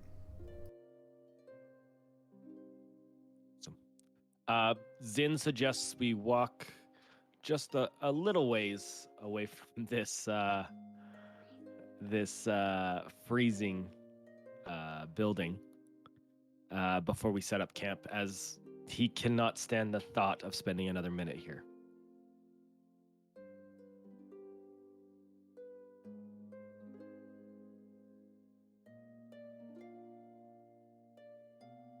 Okay, so where are you guys heading? Well, I guess we would just head towards the exit of the forest for right now. Okay, doesn't take you long, roughly half an hour. So it's about somewhere between 10 and 10:30. So as we get to the edge of the forest, Zin turns around, lets the rest of the party members come back, and asks, "Shall we camp somewhere around here in the tree line, perhaps, or would we prefer a bed for the night?" Can Ray just like rub her tummy and like stretch her arms really far above her head with a big ass yawn and then just start walking towards town? Can we afford town? Is that the only place? Is that bougie place? No, there's a dive. I'm sure you can find a dive. Oh, girl, we can do a dive. It's better than a branch. I mean, the tree line is what I'm used to. But I can sleep in a bed.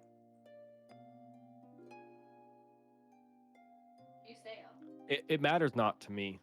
I mean, I am quite comfortable in the forest, but if we are set on a bed, then a bed it is.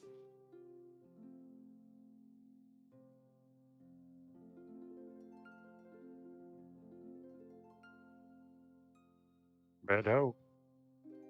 Alright, so you guys are heading back to Coneyberry? Yes, we will find a dive and crash, unless somebody wants to do anything else in the meantime. So you guys head back to Coneyberry. Takes about an hour from the tree line to get back to town. So that is, you're looking at about roughly 11:30 by the time you get back to town at night.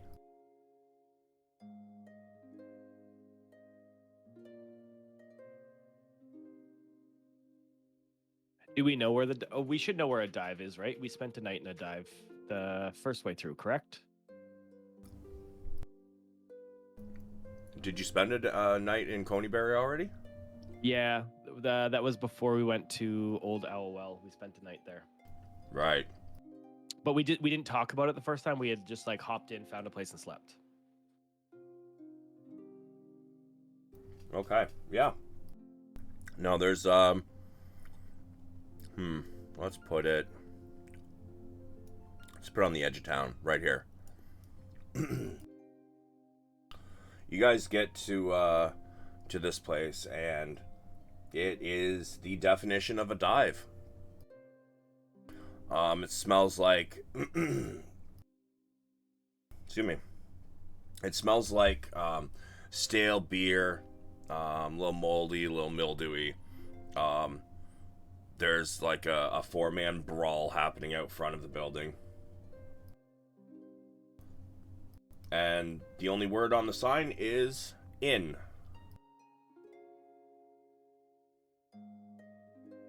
Our kind of joint.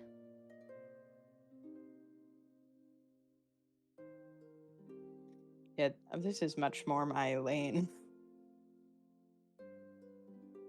Can I just like walk in, like push my way through these boys being boys, and just walk up to the, I guess, the bar, yawn, and then just put down money for a room?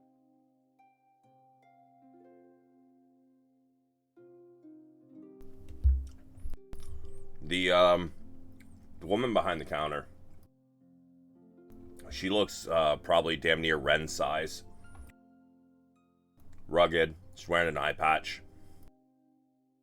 And kind of like almost a bandana over keeping her hair down in place. You can see next to the eye patch, there's just like claw marks, like big scars on her face. Yeah? What do you want? Ray just like blinks a little bit, looks over at the lady and notices she's huge and has a little bit of a scared look on her face, and just like slightly louder than a whisper asks for a room. Yeah. She grabs her key, drops it on the table. 1 silver. And I keep I your just door like- locked if I was you. And she kind of gets real close, and she lifts up her eye patch, and she's just got like a empty socket. People around here like to take things that don't belong to them, you know? Okay, you know how like if you put something a cat doesn't like up to its face, it does that little like gag when it sticks its tongue out? That's what I do. Yeah, I've had worse reactions.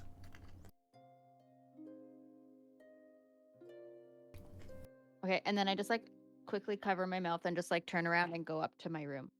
How about the rest of you? Or did you walk in behind her? Yep. Get a room and head for the bed. Yeah, I'll walk in Yeah, behind exactly. her. I'll walk in behind her and slap my silver down and grab my key and get over there. Yeah, 1 silver. Yeah, 1 silver. Yeah, it just keeps going down the line. Everybody get your keys.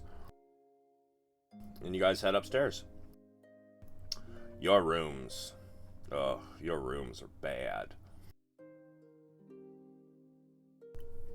The whole fucking everybody's room just like stinks of stale piss. It smells horrible.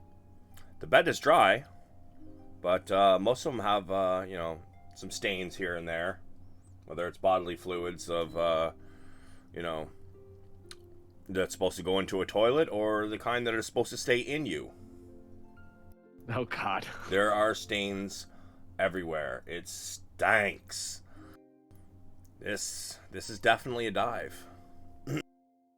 Can I just pull out like my bedroll and stuff that I would use if we were in the woods and just like make a little bed situation on like the cleanest part of the floor and then tie a piece of like something around my face and try to go to sleep?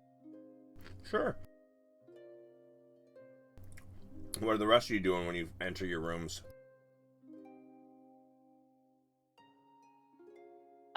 I feel like I'm going to take a little bit to reflect on this day because I feel like it's still sinking in about like the interaction with the orcs and things. And then like just like the juxtaposition of this super swanky place that was so close to it. It's been a very big day for Ren. And I think she'll fall asleep pretty quickly. Okay. Zin will also end up sleeping on the floor and just kind of throw his cloak down and just sleep on the floor. The hardwood floor doesn't seem to bother him too much anyway. All right. And Val? Is there a chair in the room? There is. It's a little wobbly. I'll lock. Close enough. I'll lock the door and put the chair with the back leaning under the doorknob. Oh yes, I lock my door as well. Try and find the cleanest spot that I can. Does the bed stink? Probably. Oh, fuck yeah. Okay, so floor it is. We'll go with the floor. All right. And just call it a night and try and get through it. So, at this point, we're going to take our 10-minute break. And I'll see you Sounds back at 11 minutes after 6. All right. Woo.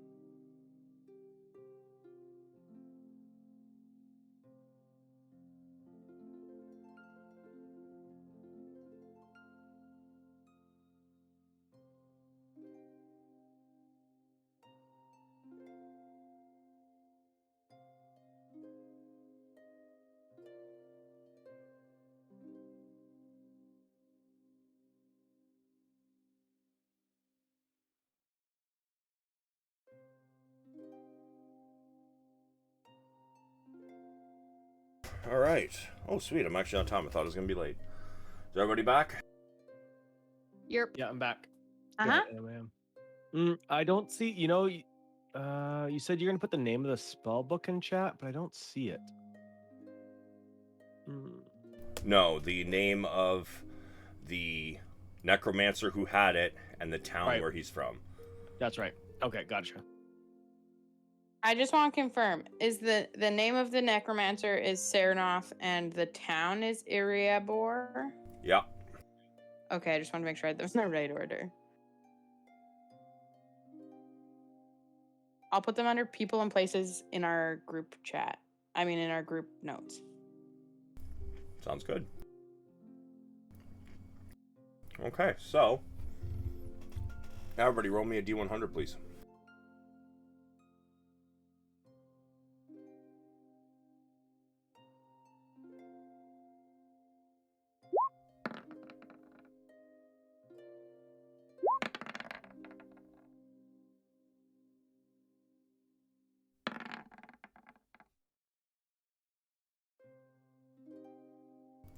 Okay. Oops, sorry, I did it twice. No worries.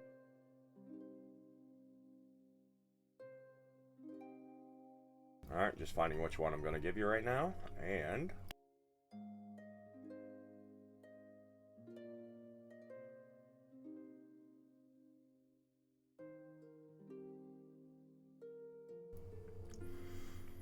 your dreams. Each of you begin to dream as you drift off to sleep in this nasty, stinky tavern inn.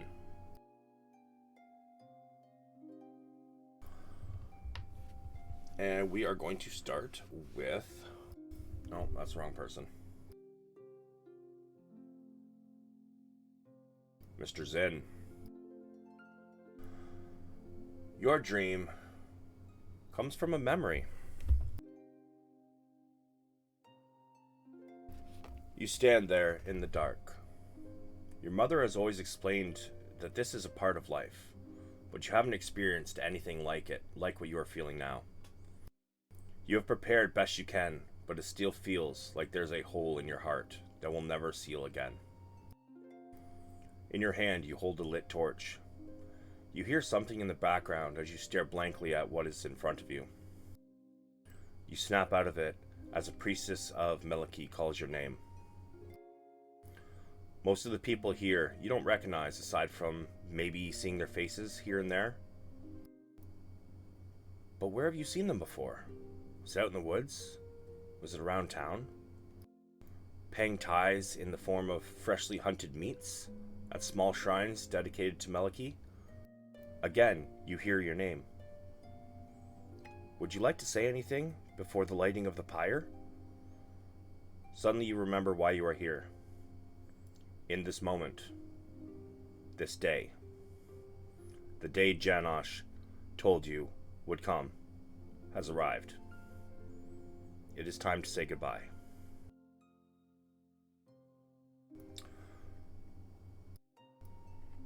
Do you have any words for your old mentor before you light the pyre?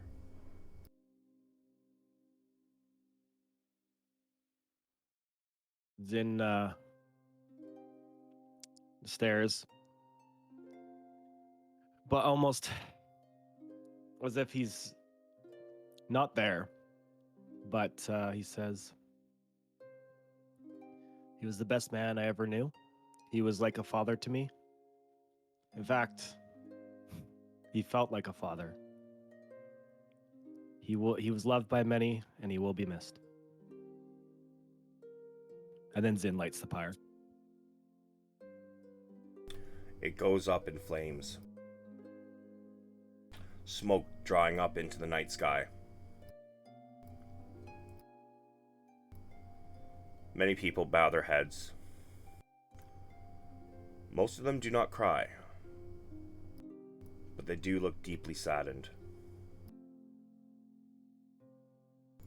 Roll me a perception, but I believe we will be minusing 1 off of it, because this is before you had started becoming what you were. Damn, 22. Okay. You see an old man in a wide-brimmed purple hat with a plume in it among the funeral goers. He's not looking at the pyre, though. He's looking at you. What would you like to do?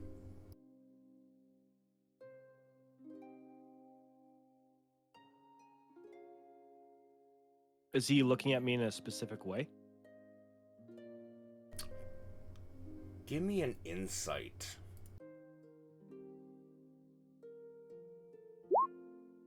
Okay, so a 13. You're not 100% sure, but he might be looking at you with interest.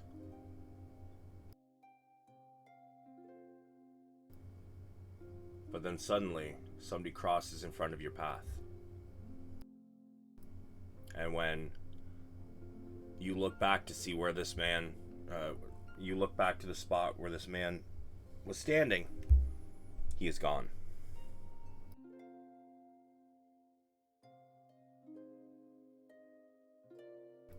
Damn it. And you awake from your dream.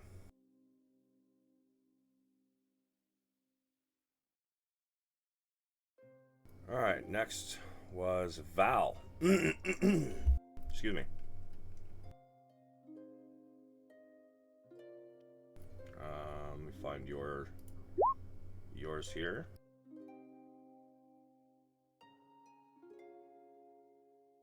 I gotta be honest, when you had us roll the D100, I was worried we were picking out diseases. I think someone's gonna break in. No, just deciding which order I was going to do a memory sequence in. Val, you also dream.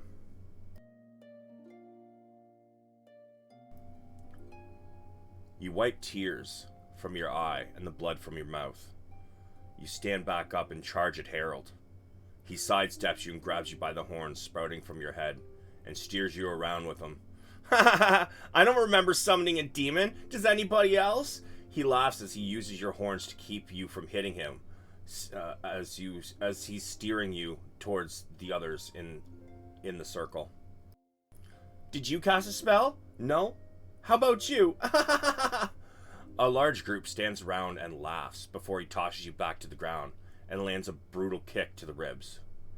You're pretty sure you hear a crack, and it becomes excruciatingly difficult to breathe. He winds up for another kick, and suddenly you hear, "Red Wizards are coming!" He stops and they all run, leaving you in the middle of the street. You are in so much pain, but you are scrambling to get to the side, out of the Red Wizard's path. Suddenly you are tossed through the air like gravity reversed, lifting you up, turning sideways and tossing you into a stack of crates, which leaves you breathless again. Without them even breaking stride, you hear, "Filthy little monsters should stay out of the street. Be glad I have better things to do, or I would teach you a real lesson." That's the last thing you hear before your vision goes black. You awake to a man shaking you awake, pulling you out of the stacks of crates. "Wake up, boy. Go home, and have someone fix you up now." You stagger home to see your home ablaze. Your parents outside, crying as your small home blazes before them. You do your best to rush to their side, but with your injuries, it is more like a quick shuffle. As you get near them and collapse, you call to them. They help you up, and before you black out again, you hear, "Your uncle has been taken by the Red Wizards. We don't know why, but this place is no longer a home. We must leave." You awake the next day, staring at a moving sky. What would you like to do? Can I sit up and look around, or am I in too much pain? You begin to sit up. The jolt of pain keeps you mostly on your back. You do realize, though, you're in a small cart. And it seems like there's weeks worth of rations in the cart around you. but you hear your What have father. I seen? Ah, finally, you're awake. Are you okay, my son? I'm fine. What happened to our home and our uncle? The Red Wizards came and took your uncle. We don't know why, but as they left, they used magic to start a fire.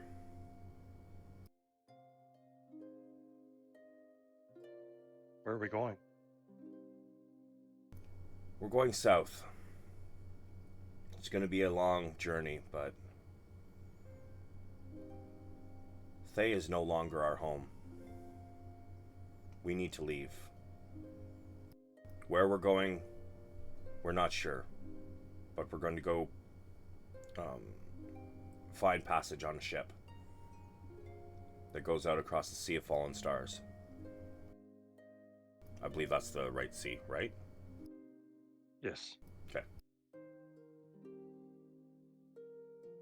It seems we have no choice. Do we have no alternative to try and go back to get him? Is there no appeals process? With the Red Wizards, you must be in more pain than I thought. Did you hit your head? Not that I know of, but you raise a good point.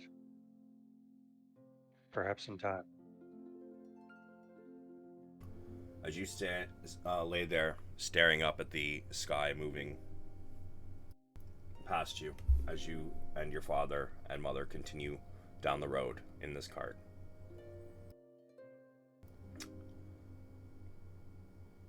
You fall back Might as well asleep. go back to sleep and try and rest. You fall back asleep. And you are on the first steps of your journey. And as you fall asleep in your dream, you wake up in this shitty little tavern.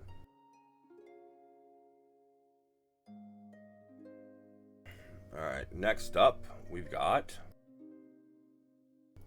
Ren.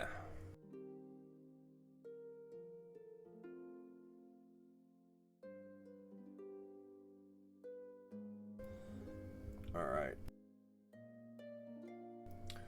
You're 11 now, and have been on a hunting trip with two of your cousins, Miev and Kansif, for about a week. You've enjoyed these trips and spending time with your cousins more than anything else. You had all been eating well as you trailed and tracked a herd of goats. The objective, besides getting out of the house and having some fun, was to hunt and cure the meat for winter, which was approaching fast. You had gotten your fair share of kills, but while Kansif went out on another hunt, you and Miev had stayed back to do some weaving and some of your grass braiding work. Kansif had been gone an hour or so when I would like you to give me a perception roll.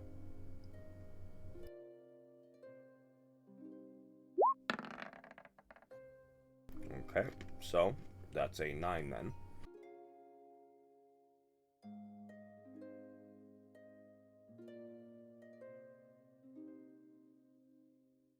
You can hear an orc male say, "Well, I heard there was a half-breed out here somewhere. I had to come see for myself. So did my friends. Look at this. Urzul was right." And for the first time, you notice that there are two more orc males and one orc female surrounding you and Miev. Miev says from her sitting position, "Hey, my big... Oh, wait. Wait, is Miev your sister or cousin? I think I screwed up here. Cousin. Okay.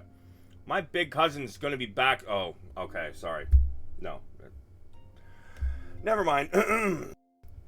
My big sister's gonna be back soon, and she'll give you some new scars if you don't leave us alone.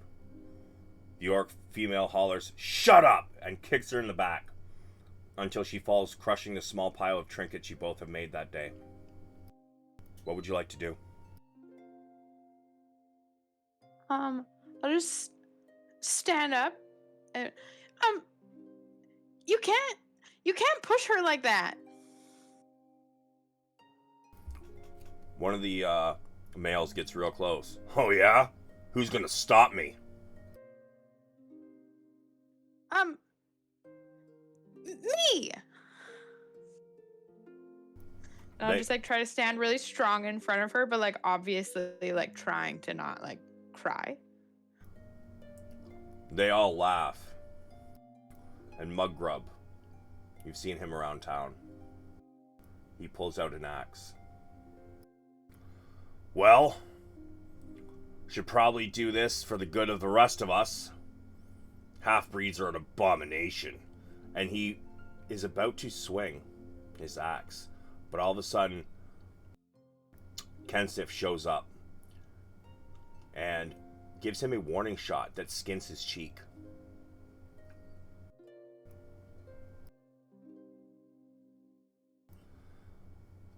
You put that axe down or the next one's going through the back of your skull.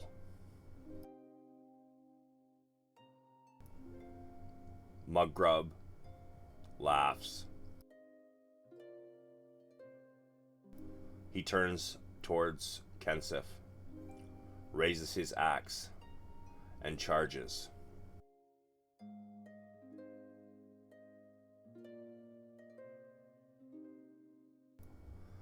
Kensif looses an arrow and puts it straight through the eye socket of the female orc who kicked your smaller cousin. Before she then puts another shot into Mudgrub's foot. He stumbles and trips. This is your last chance, or I'm gonna make you look just like Grumpsh.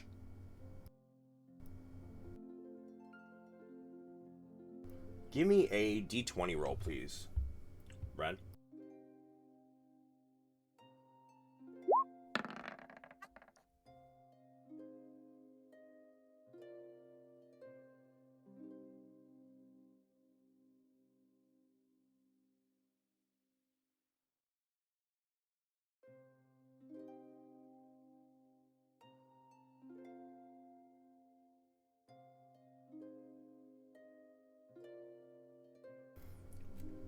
He stands up and he tries to charge at Kansif again. This time she did not get an arrow out quick enough. He slams into her and they both begin to tumble down the mountain.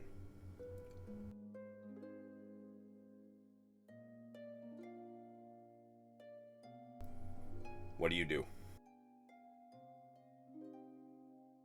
I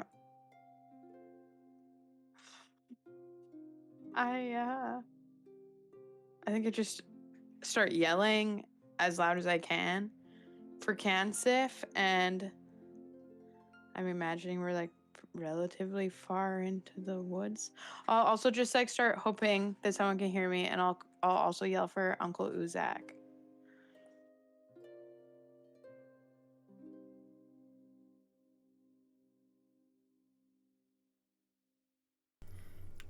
Kansif, you can hear Kansif's voice. She didn't roll all the way down the mountain. However, Muggrub, he rolled down quite a bit further.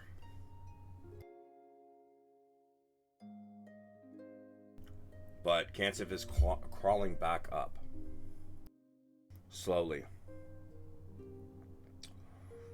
Give me one more D20. Sorry, D100, my bad.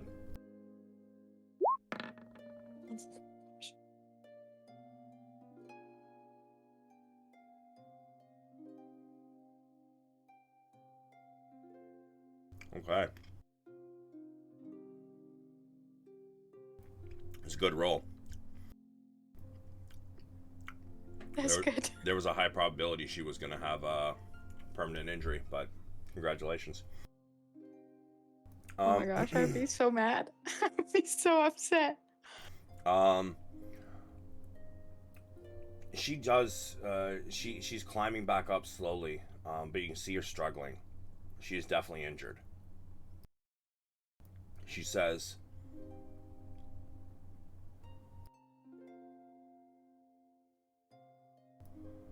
We must put the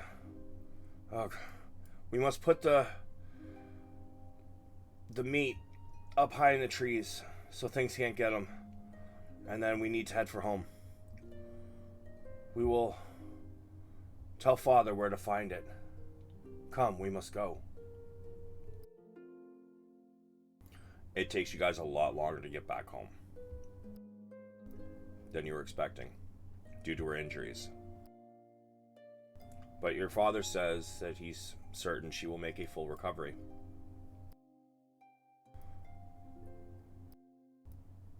And asks who did this.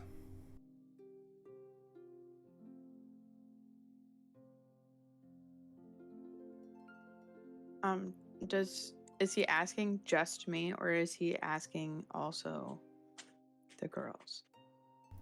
He's asking all of you. I just look at them. Kansef and Miev. Trying to figure out what to do. Kansef looks at you, looks back at your father. Mugrub. He's somewhere at the base of the mountain, I think. I doubt he survived that fall. But she goes on to tell him where the food is. Hidden up in the trees. A couple days later, your father comes back. Took you guys about a day to get there. Or like get from there to home. Took your father about half a day to get there, but he comes back the next day. He's not there. And the meat is gone. It's going to be a tough winter. And with that, you awake in the morning. Oh no.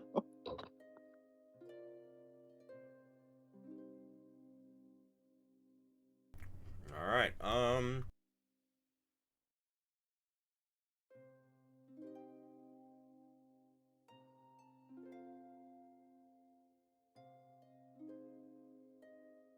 Ray,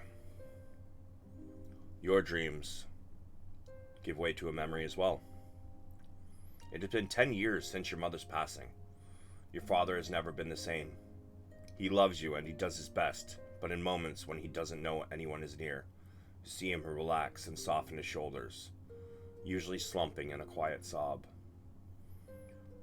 He's had regular bursts of anger in these last 10 years. But whenever he sees you staring in disbelief, he seems to remember himself and visibly calms.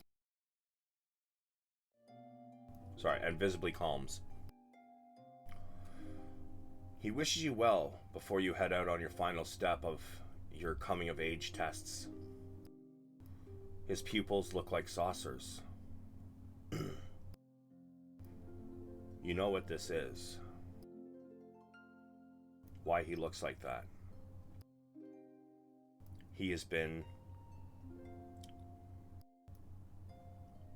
what's the word I'm looking for? He has been coping, but not well.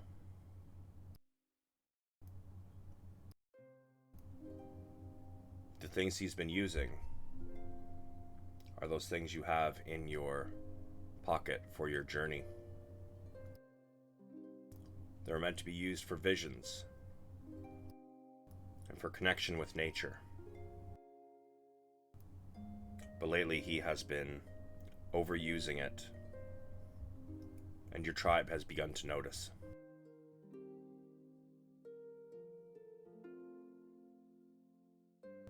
As you set out for your for your last obstacle course,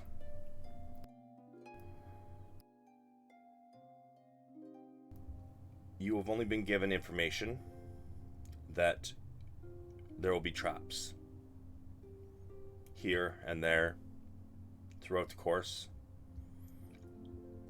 Wild, dangerous animals and even archers. Should you return successful, you will get your coming of age crown. It takes you quite some time. It's about a 3-day obstacle course. You run through these woods. Roll me a d20.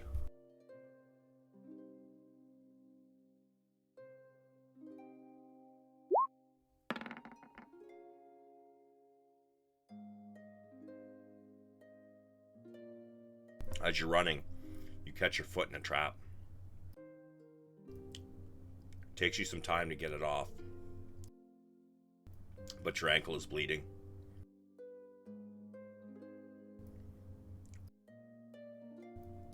Roll me your perception.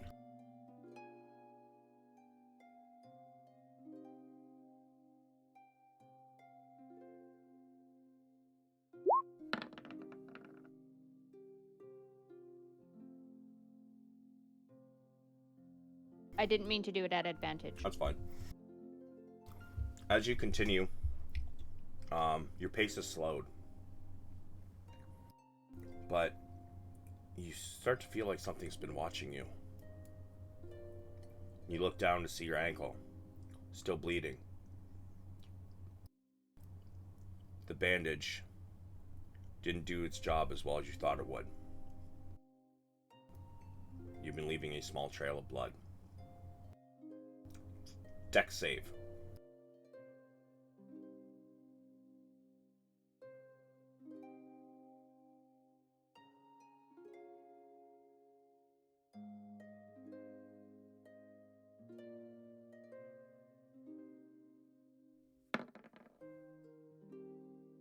You dodge out of the way just in time as a large bear comes barreling from the side of the from your right side through the bush. You climb up a tree and you continue to use the branches, and you start going tree to tree from the top of the branches. You're able to escape.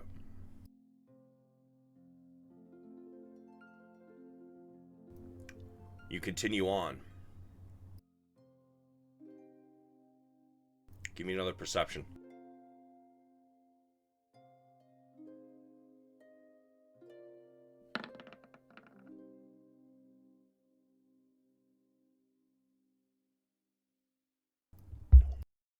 You believe that you see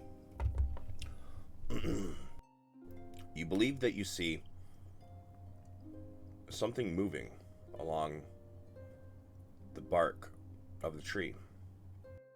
It takes you a moment to figure it out, but you think you've just found one of the archers. How would you like to handle it?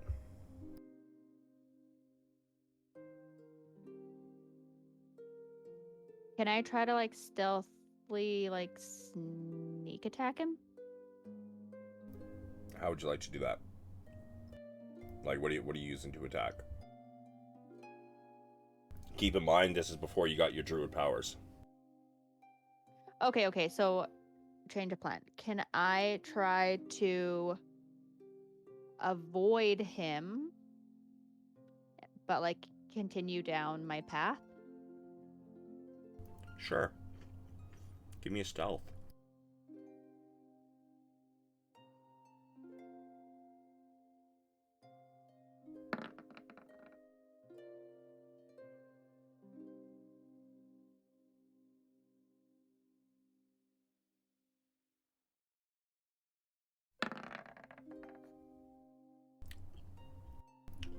You're able to avoid him, but seeing that first one, you end up being much more careful the rest of the way. Instead of rushing to get to the end, you stealthily cut through the forest, as quiet as you can, leaving very little trace that you were ever there in the first place. And you were able to avoid the rest of the archers as well. Upon returning home, 3 days after you left, injured, tired, sore, thirsty, hungry, but elated with your own success. You come walking back into the village to cheers of your people. There's a small ceremony held for you completing your last coming of age rites.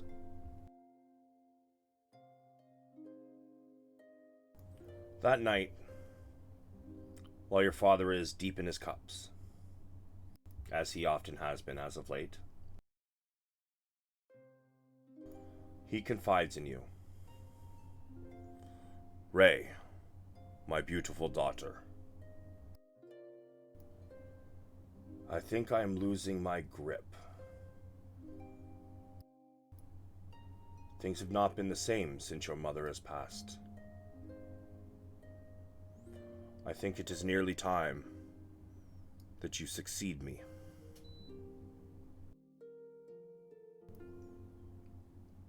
But I think that before you do, it is time for you to fulfill your mother's dying wish.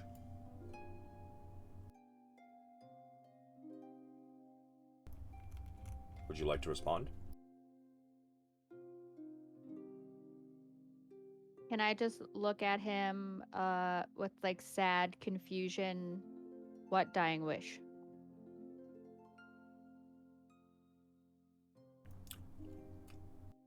Are you asking as player or PC?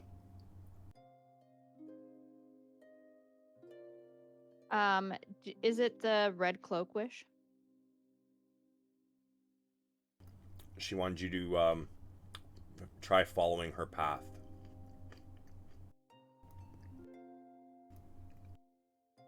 Okay, I just look at him sternly and like just give like a nod.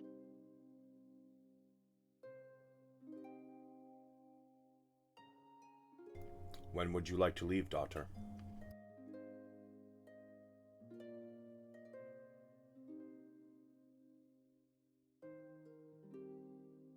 As soon as I am able, the quicker I leave, the quicker I can come home.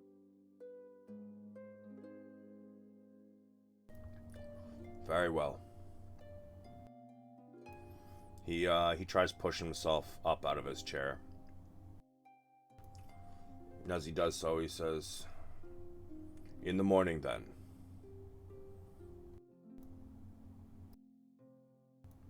You should maybe speak to River.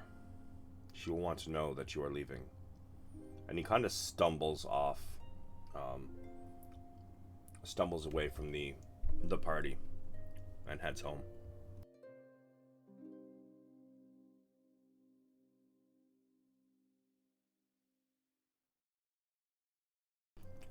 River, seeing your father leave the table, comes rushing over. "Ray, congratulations! It's awesome! I'm so happy you succeeded!"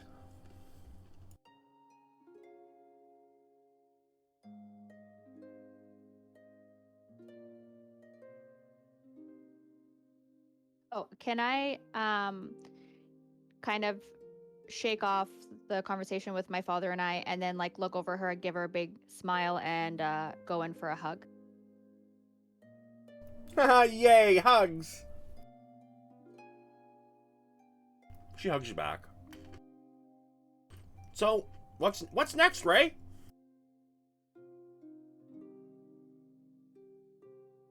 My father wants me to take his place, and in order to do so, I must leave.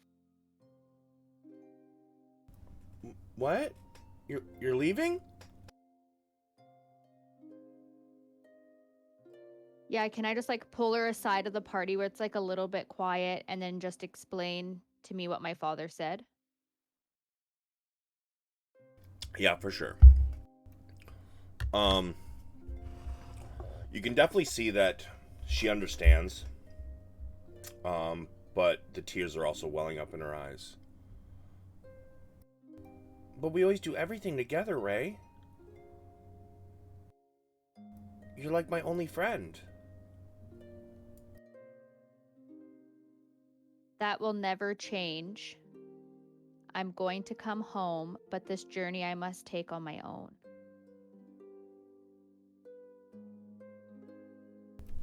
I understand. How long do you think you'll be gone for?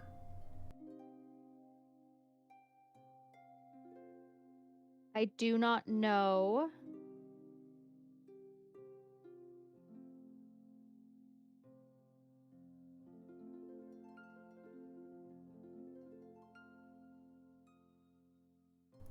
Oh.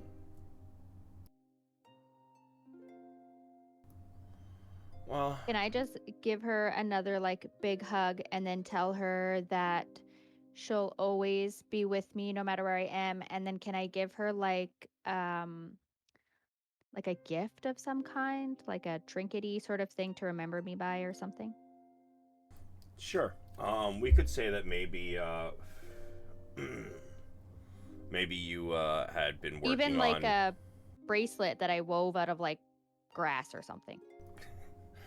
you people in your grass weaving. Yeah, sure. I guess yeah. You she takes it. Aw. It's pretty. Well, at least we still have tonight, right?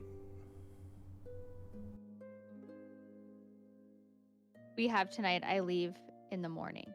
So tonight, I'm all yours. So the party continues, and you guys hang out all night, having good long conversations. But then as you go to sleep in your dream, you wake up in the shitty ass tavern.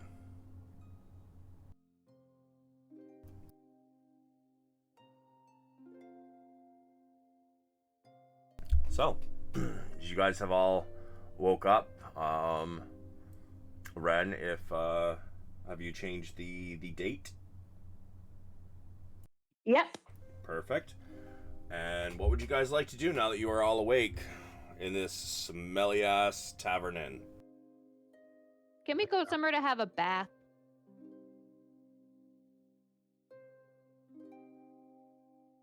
Sorry, John, you were saying something too? Oh, it's okay. I was going to say leave the tavern. Yeah. Everybody's first instinct, get the fuck out of here. Yeah, like Zin gets up, packs the shit as quick as he can, and he starts going out of there. All right, yeah. Ren, how about you? Yeah, I feel like I'm not feeling too affected by how grimy the place is, but I'll also get out of here. No reason to stick around. All right. So you all seem to be coming out of your rooms about the same time. John and Ray, I'm gonna assume you guys took a little bit to do your spell preparations and whatnot for the day. Yep. Yes, sir. All right. So, you all come out of the rooms at roughly the same time, and you start heading out. As you leave the inn, the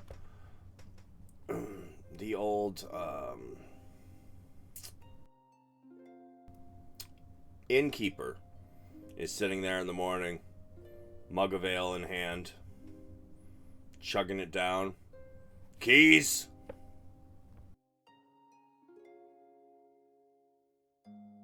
You guys all Ray hand just, over like- your keys, I take it? Oh yeah, like Ray just like tosses her a key and like books it.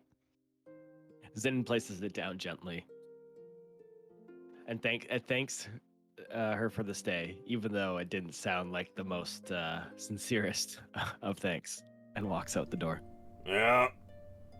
Come again, or don't. Don't really give a shit.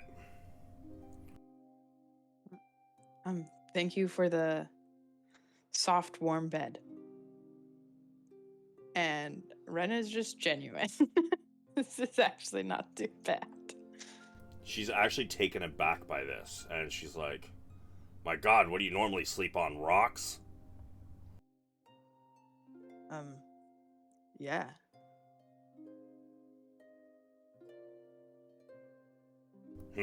Explains a lot. Yep. Come again, or don't. Don't give a shit. Bye.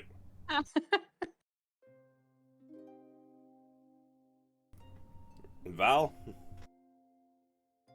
will gently place the key on the counter and give her one of those bless your heart looks. Yep. Come again, or don't. Don't give a shit. And as you guys enter the tavern, or exit the tavern, what would you guys like to do?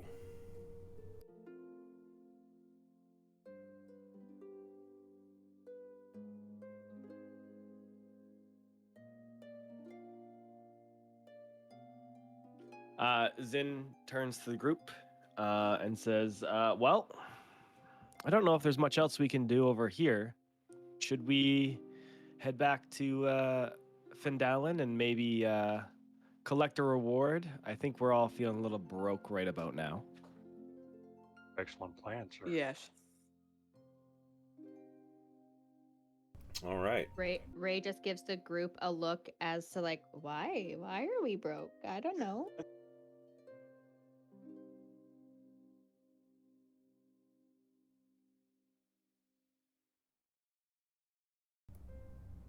So, as you guys are heading back towards Findalen, day 1. Where is my random encounters? See, did I not save it? Shit.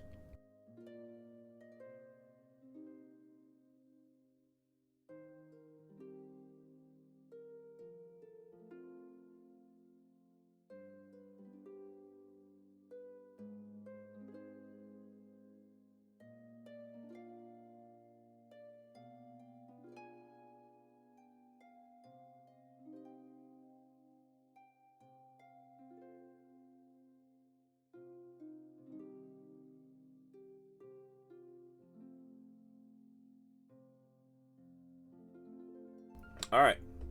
First day on the road. I believe it took, 4 days last time, right? Something like that, yeah. Yeah, it was 3 or 4. It was 3 days. We did 3 days for the travel. 3 days, huh? All right, let me see here. Yeah, that sounds about right. So, first day. Let's go with Val. I would like you to give me a D100.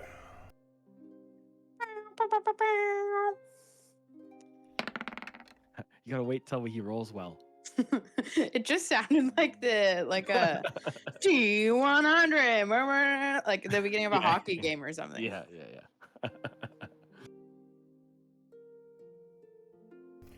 You see a man in the distance down the road.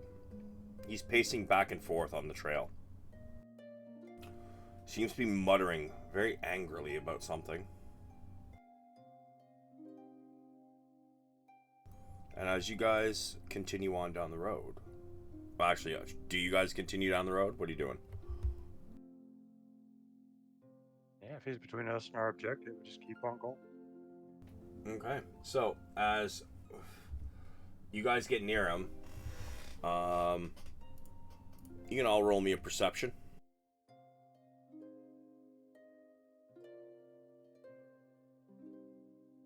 God damn. Wow. God damn. My gosh.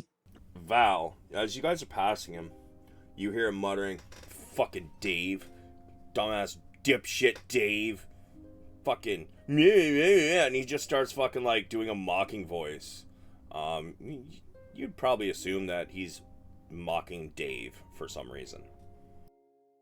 Do you guys keep going? Or do you stop? Are you okay, sir? No, I'm not okay. Fucking, that Dave guy. Such an asshole. Do you know where Dave is? I do not. I need to find Dave. Any of you know where Dave is? Dave? Anybody? Dave? Dave who? Fucking Dave. I don't know. Just Dave. Just give me some directions. I need to find Dave. Piece of shit.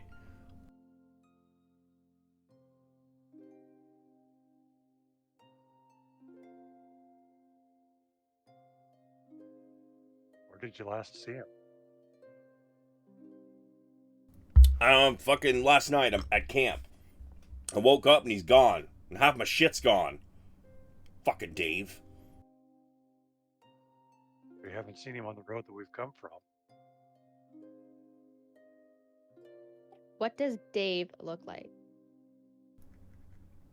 He looks like, I don't know, some idiot named Dave. He just looks like a Dave. I'm not even sure if that's his name. I just keep calling him Dave. Yes. That guy. Yeah, fucking Dave. I think he went to Conberry. Coneyberry. Coneyberry? That way? You betcha. Give me a deception.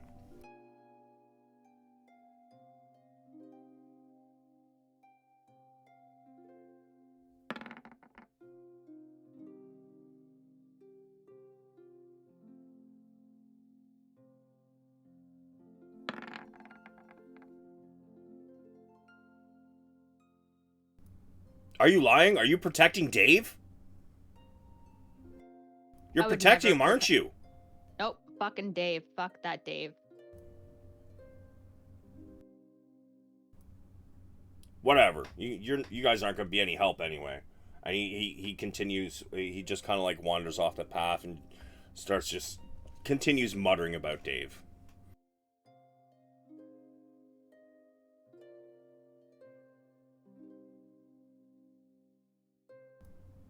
So what do you guys want to do? Could you imagine finding some random strangers and just having camp with them? Wild. Yeah, fuck. Yeah, Zin just shakes his head, not fully understanding what even just transpired, and continues walking on the trail. Who's this Dave guy? Yeah. As you guys leave him in the distance, eventually you hear somebody scream, "Fucking Dave!"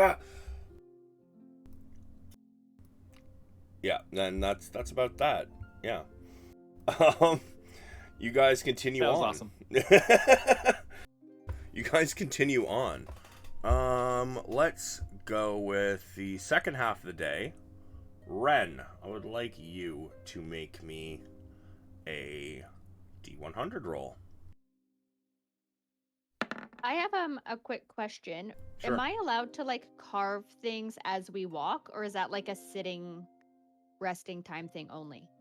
I mean, you can totally try. I will say though that it would probably slow you a little bit, as well as your carving would probably be done at disadvantage. Okay. Normally I don't allow crit failures, but if you're walking while you're carving, a natural one, you would probably end up cutting yourself. Okay, no worries. So it's up to you. You totally can if you'd like, but that is the kind of consequences, if you will. No, it makes sense. Oh, Savage, I'd like to point out that like Yukina is still with us as well right now. Oh right, I completely Yeah, forgot you had that. I just wanted to mention that just in case that anything happens over the next 3 days, right? Because it sticks with us until it dies, For sure. or unless I tell it to go. So, 29.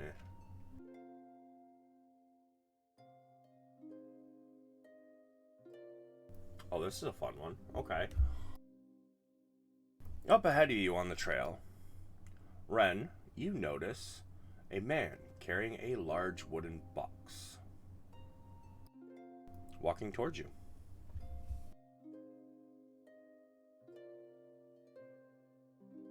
How big is large? He's probably like got it like kind of slung over one shoulder. You know, his neck is kind of like bent to the side so he can keep it up on his shoulder. You know, he's got kind of one hand holding it in position, like it's over his left shoulder. He's holding it like the side of it, like close to his, kind of holding it close to his head with his left hand, and his right one is holding like the bottom corner. It's probably about a good, I'm gonna say, I don't know, 2 by 3 feet. And he's just like on the road in the middle, like a day's walk almost from Coneyberry. Yep. Okay, I just wanna. Do you need help with your? Where are you taking your box? Do you have much longer to go? I'm going to Coneyberry. But I'll tell you what. I will give you this box and the contents in it if you can answer 3 riddles.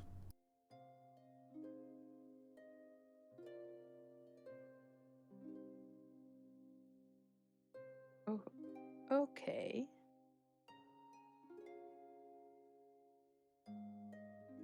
I'm not very good at riddles, but Well, your friends can help you, I'm sure. sure.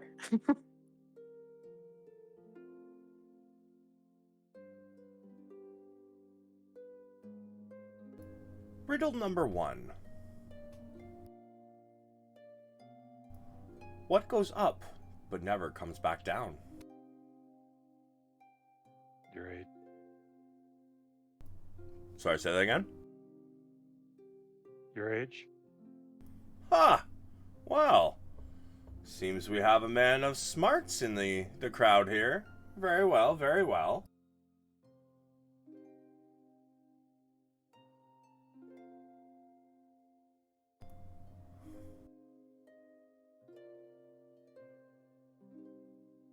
That was so fast. What, riddle number 2. What 2 things can you never eat for breakfast? Lunch and dinner. Oh, well, look at that. Those are my favorite meals. Oh, damn, I did not think you guys were going to get these quite this easily. Whoa, whoa, whoa. What are you saying? That... Don't stack the ducks on the third one here, mister.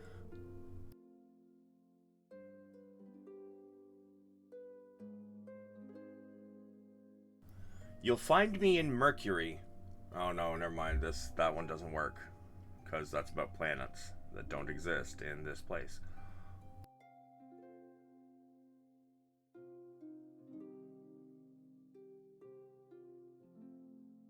As you're looking for that, I would like to remind you that this is beginner's luck purely. Yeah? Uh-huh. I have cities, but no houses. I have forests, but no trees. I have water, but no fish. What am I?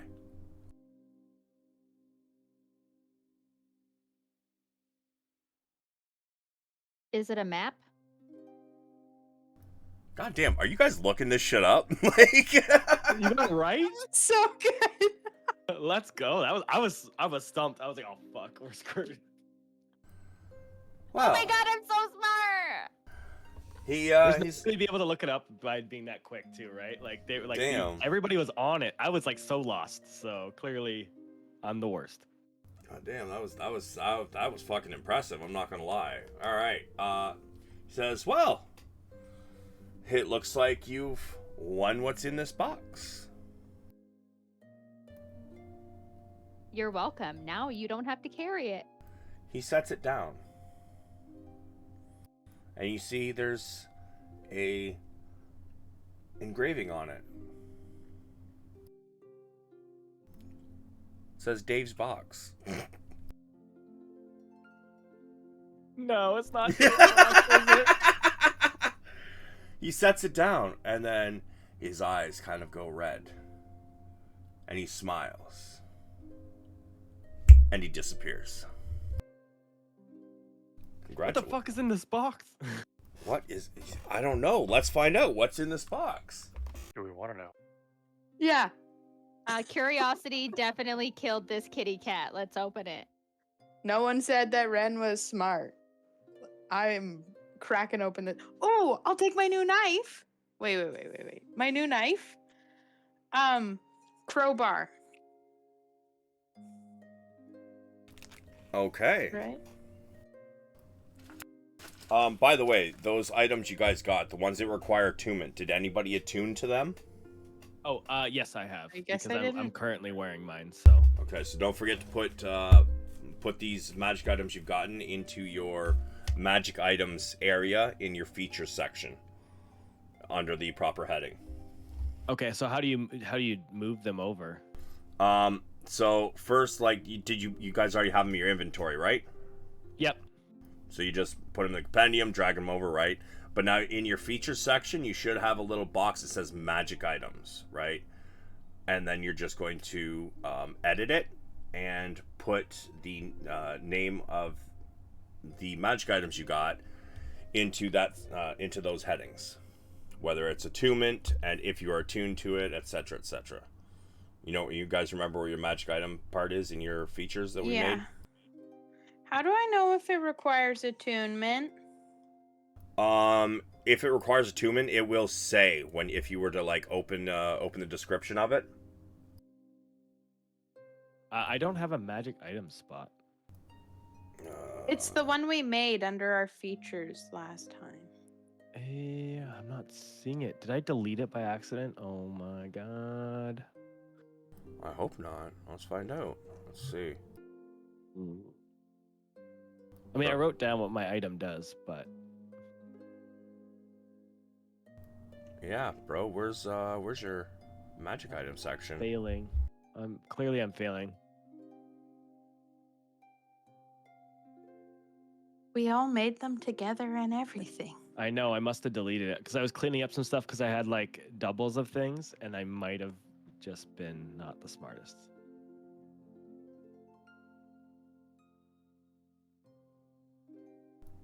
Yeah. So you're gonna have to go in and change, like, make that section. Do you remember how to do it?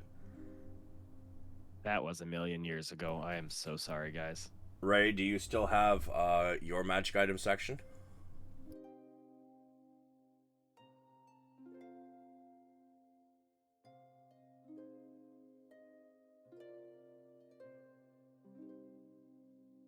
Okay, so just keep in mind, after the game, if you just want to make it after the game, that's fine.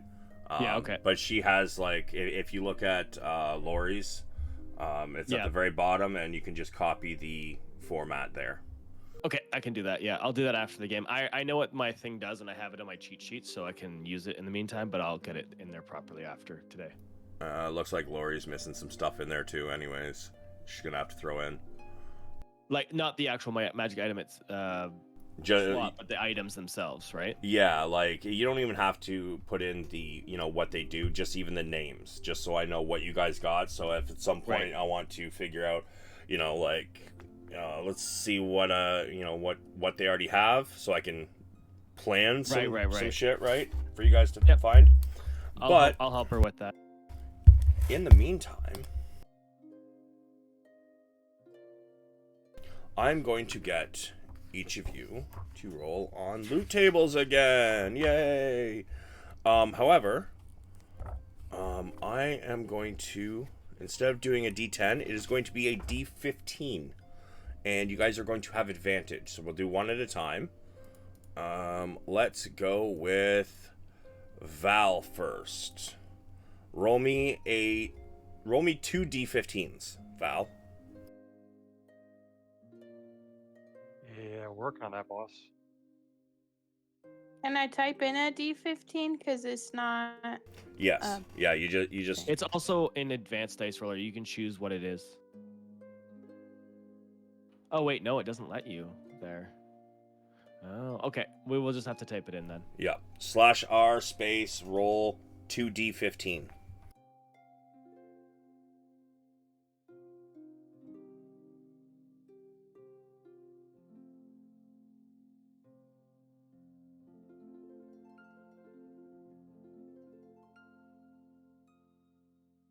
I'll wait to roll mine, but I have it all prepped. Damn, bro, that kind of sucks. You know what? If you guys roll fucking shit, what I'm gonna do is I'm gonna take the total. Oh, you said it had advantage. He didn't do advantage there. He did. That's why he rolled 2D15. Otherwise, it would just be 1. Oh, I see. I thought it was okay. But so what I'm it's a going to do 4 is or if you different. guys roll shit, even with the advantage, I'm going to take the total of those, and you can roll a D100 on that table instead. So, table 7, D100, please.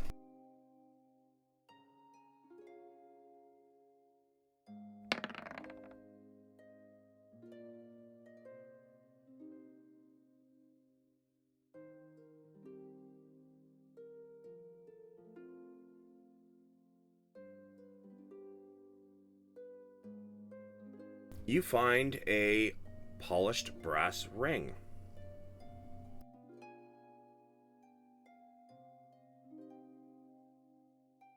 And I take it you guys are probably going to identify these at the, when you set up camp and shit. Yeah. Alright, in that case, I'm just going to type them in as we go.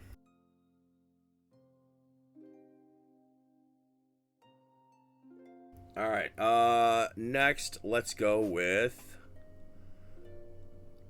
Ren. 2 D15s, please.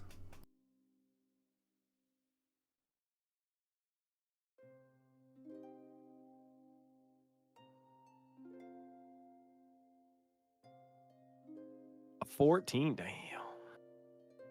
Okay. So, 14. And a D1 hundo, please. 69. Giggity.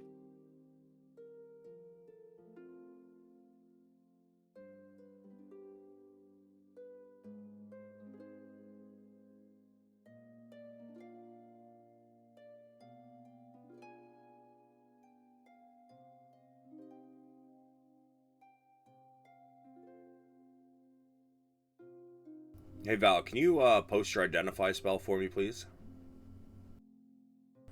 Ren, you find a burgundy face covering.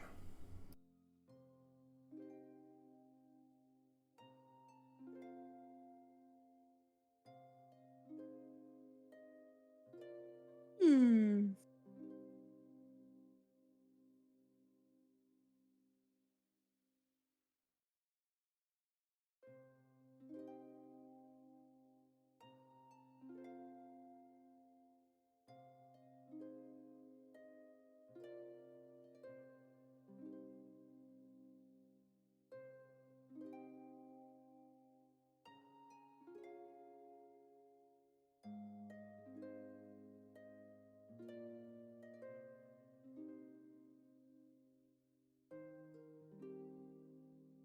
Okay.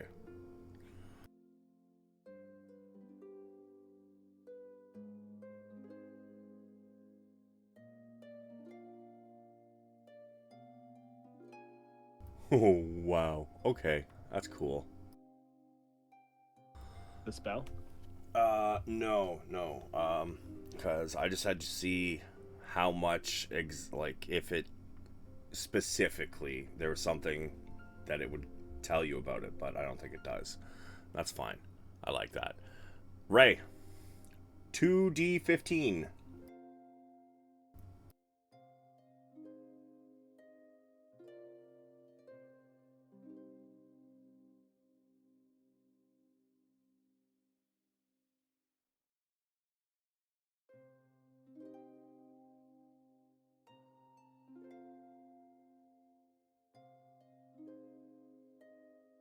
Okay, I don't know what I'm entering in wrong. /R space 2D15.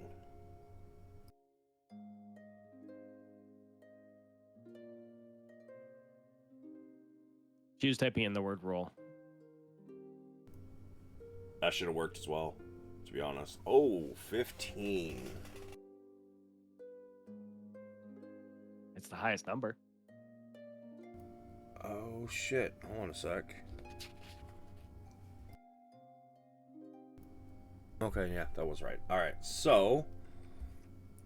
Table 15 and a D100.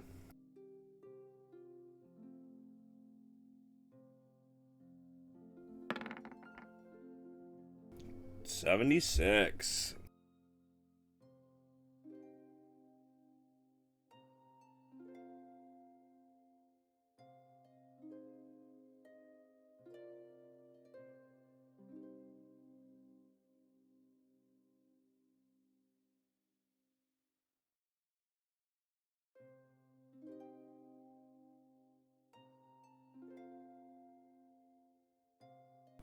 You find a horn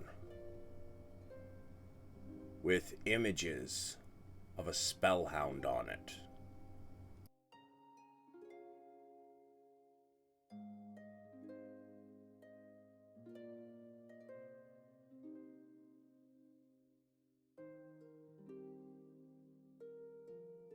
Coo. Zin, 2d15 and a d100. So 8 and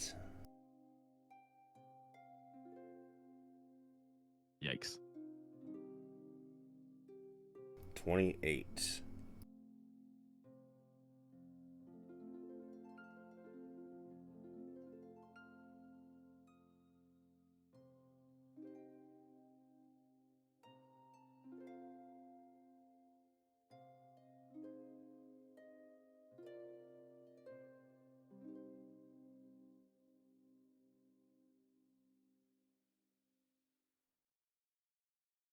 You find a golden ring.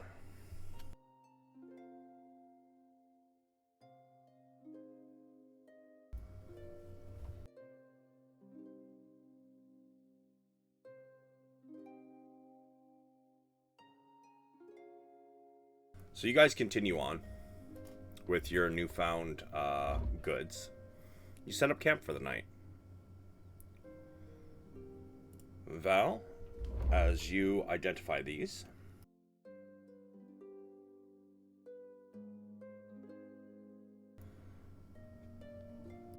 those are what they are. However, when you are identifying the devil shark mask,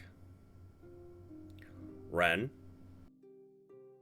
there's 2 paragraphs in that description of that item. You are unaware of the second paragraph. Okay.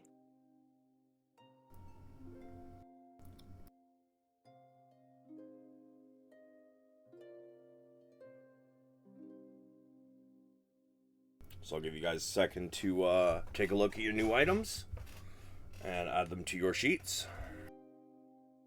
And I then take it the brass ring is just a brass ring. brazen band is yours.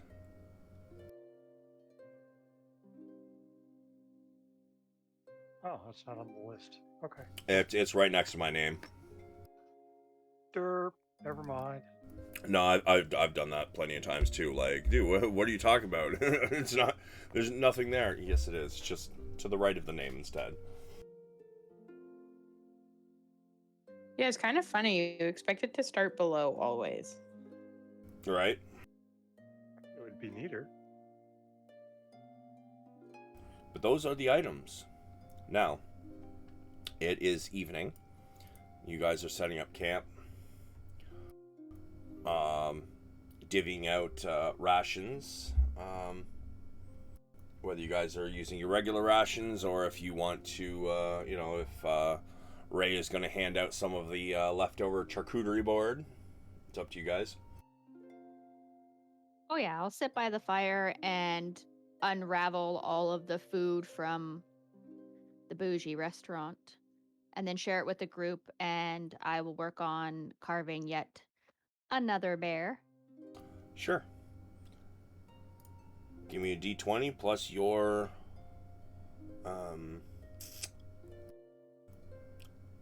dex modifier. Yeah. My modifier's 2. Nah, this one kind of comes out really blobbish. You screwed up one of the eyes. The eye seems to for some reason be closer to his neck than the other eye. The snout's a little misshapen, and one of the legs is Far too short. He sounds beautiful. But would you guys like to do any campfire stories to get some inspirational points? Yeah, just 1 second.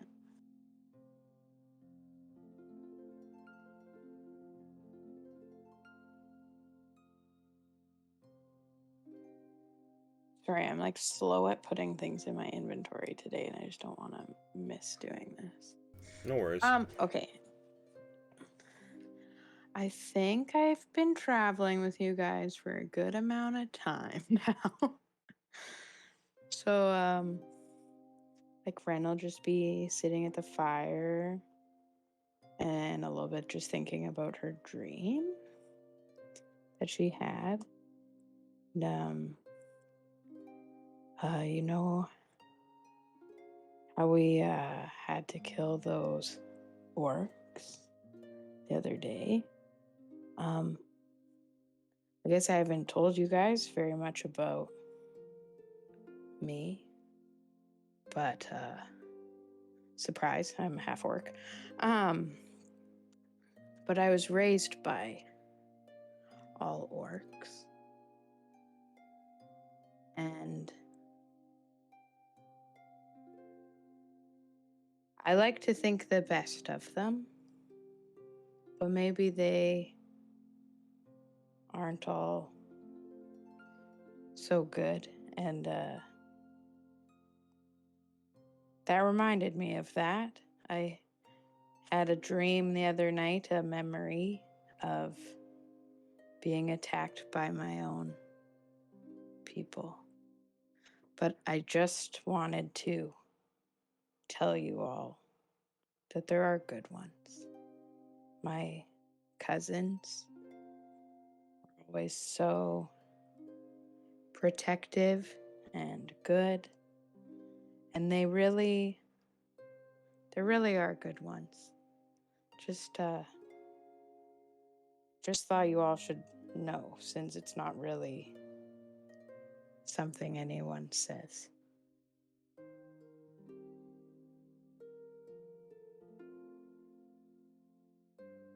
Ren, after spending some time with you, there's not a shadow of a doubt in my mind that there are so many good ones, and I'm sitting across from one right now. Thank you.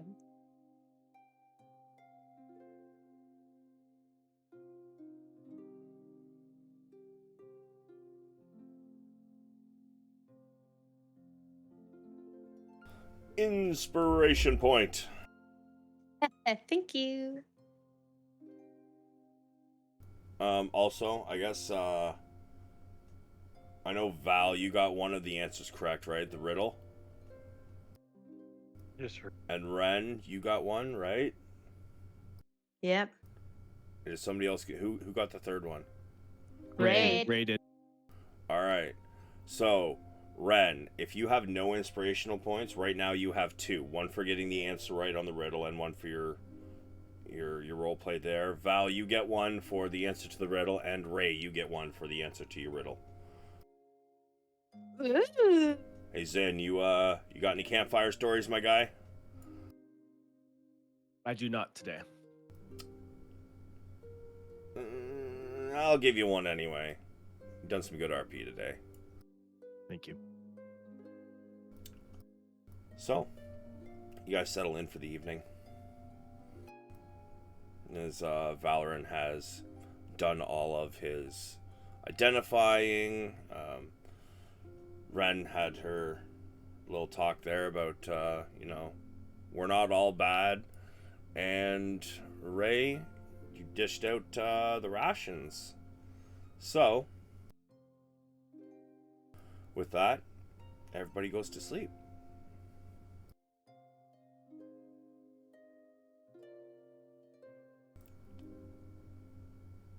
And you guys wake up in the morning. You guys do your normal routine, prepping spells for some of you. But while they're prepping spells, is there anything our ranger and barbarian would like to do? While the barbarian also changes the date if she can, please and thank you. Yep, already done. I will Perfect. take a quick look to see if I can find any game to potentially hunt, like small game, like squirrels and rabbits and things like Squirrels. that. Tree chickens. Sure. You know what? Give me a survival.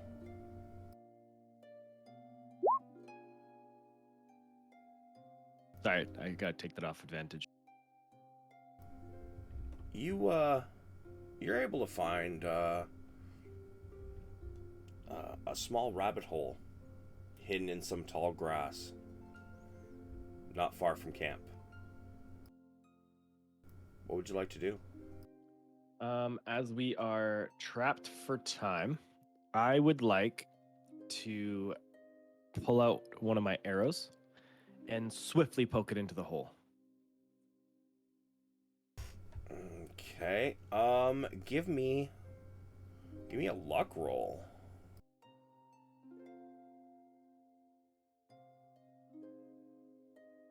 Sorry, I'm looking for the luck. Luck is just roll a d20. Oh. No fucking way. Bro, you jam your arrow in, and your arrow snaps as it hits a wall of dirt. Fuck. Well, that's it for me then. Okay. Ren, what are you doing? Sorry, I'm just reading my my new item. Yeah, are you attuning to that overnight, by the way? Remember, you don't know nothing about that second paragraph. I know I don't. So I'm like just trying to decide if like I would feel compelled to do it. Well, you know what the first paragraph says, so you know what it does. Do you feel that's something your character would be into?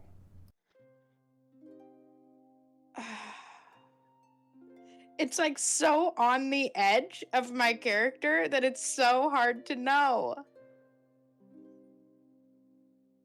Oh. I like doing damage. But I also am trying to appear as normal as humanly possible.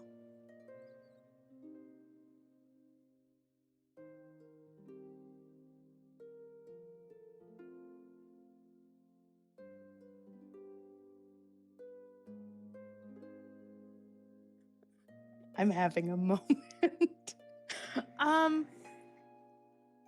Maybe I'll like hold it until I feel like we're getting into a dangerous situation. Like if I feel like because we're going to Thunder Tree just to chat with a dude, ideally, is the journey, right? That's what you're aiming for. So like it seems chill. So I'll just chill with it until I feel like we're approaching a negative situation, at which point I will probably prep the mask and attune to it. Alright, just remember that attunement does take a long rest to do. Yeah, so next time it feels like we're going into something weird, I'll overnight do it. Okay. But in theory, I just think we're going to a nice little journey, so I'll hold off. Alright.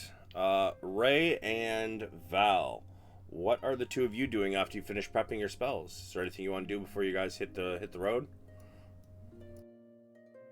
So I don't know. I couldn't sleep last night because all I was thinking about was this short-legged stump bear. So I want to give it one more try before we hit the road again because I can't get it out of my head. So I will warn you, it does take a while to do. Like that's why normally you do it at the end of your, like at the end of the day, is because then you usually have roughly 3-4 hours to just chill. But Okay. I won't do it then.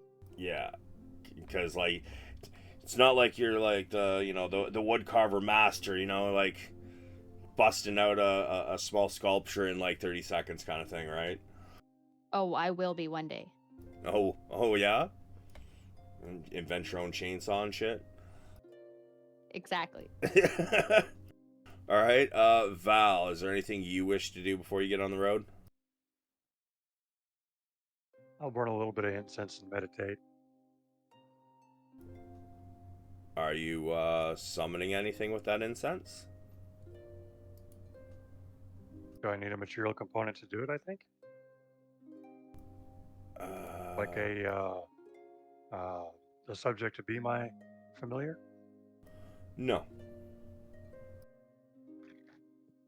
Oh, then I'll go for it. I will summon a familiar. All right, what are you summoning? I am summoning a crawling claw, Okay. So, and I will tuck it in my bag when it's done. are you letting anybody see this?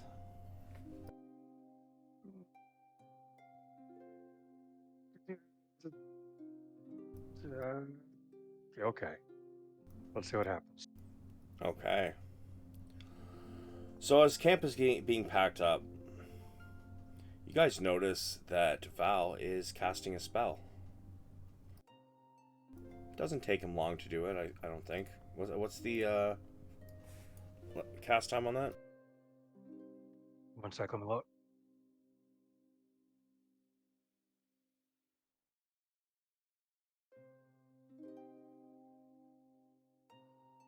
One hour. Good answer. Are you doing it as a ritual so you don't burn a spell slot, or do you just want to burn the spell slot? Let's do it as a ritual. Okay, so it takes 1 hour and 10 minutes then. Because ritual always adds 10 minutes to however long it's supposed to be. Gotcha. So, you, as you guys are finishing packing up, he does bust out this spell work all of a sudden. Before you, on the stump, or on a stump, appears a severed hand. Is this Wednesday Adams up in this bitch? As you guys watch, this hand suddenly springs to life. And it's just standing on its fingertips. And kind of moves around, almost like it's looking around the camp. And then it settles on Val.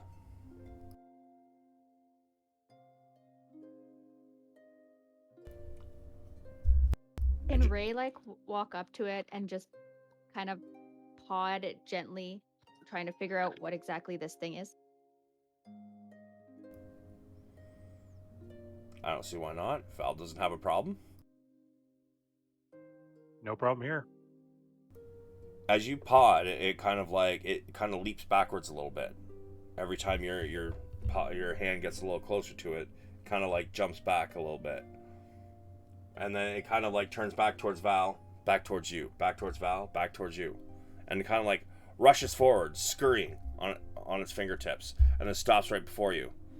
And one of its fingers comes up and just does a, no kind of thing with its one finger. I tell it in common. She's okay. She's a friend.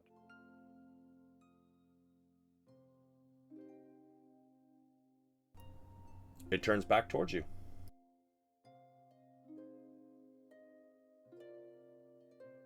Sorry, back towards who? Back towards Val.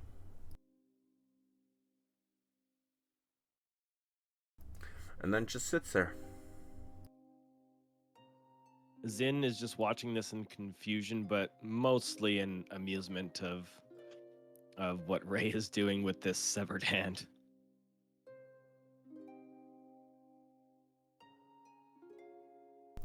Okay. I'll put my pack on the ground and tell the hand in common, hop in the pack, relax, don't move around too much unless you need to. He kind of like backs up on the stump and then scurries across the stump and just kind of like jumps at the bag. He gets in.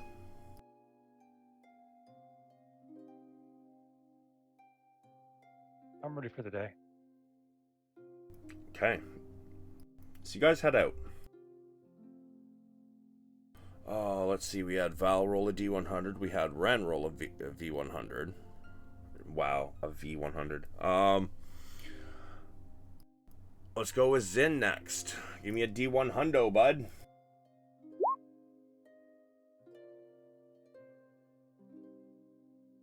Why can't I roll like that when I want to? Oh, because the RNG gods hate you, obviously. Yeah, only. Oh, hey, it's scenario. Oh, here's a really high number.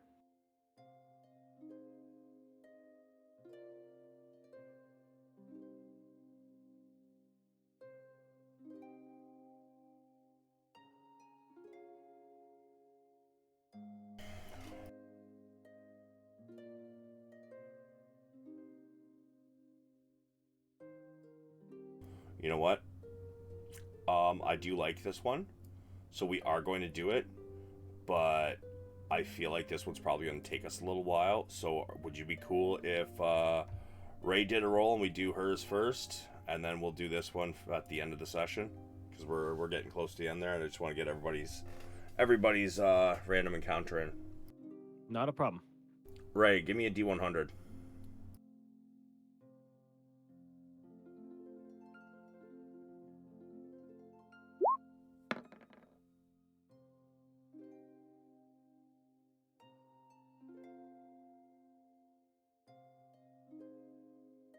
Oh, sweet Jesus.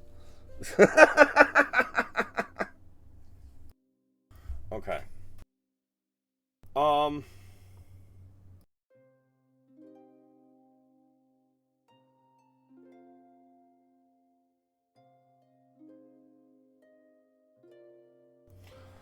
You guys are heading down the road. And, you come into an area along the path. There is camps set up on either side of the path. And you hear people arguing back and forth across the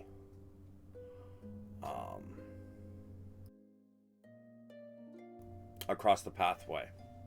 What do you guys want to do? Can we hear what they're arguing about? Sure. Hear one of them say, "No! Like, we need to take care of it now. We need to find somebody, hire somebody, do something. It's gonna destroy the village."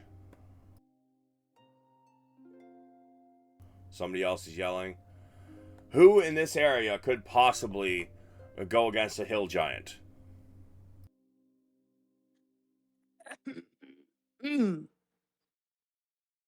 Hello. Hi?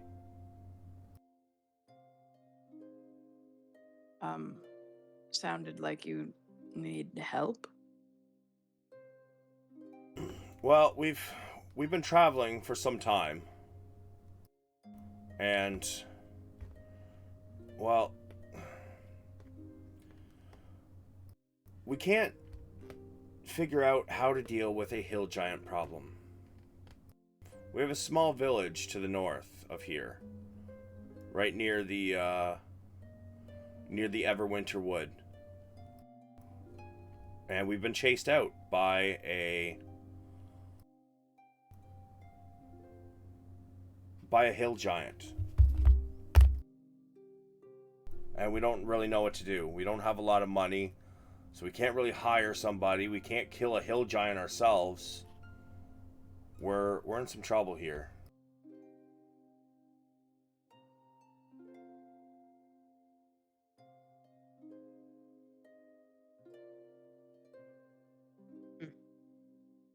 I understand the pain of being forced from your home.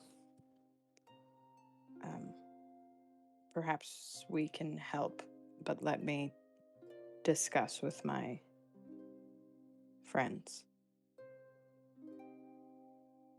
I mean, yeah, if you could help, we'd be forever grateful.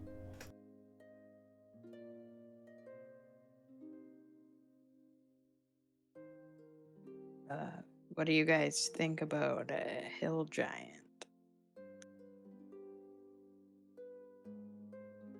I think we can take him. Zin kind of lightly bounces on the balls of his feet, kind of stretches his muscles a little bit. Oh, it has been a few days since we've seen a battle. I am feeling quite invigorated right now.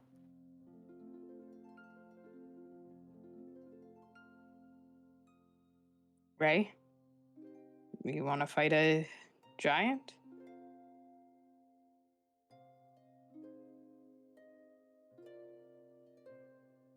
Ray hears the word giant and gets really excited.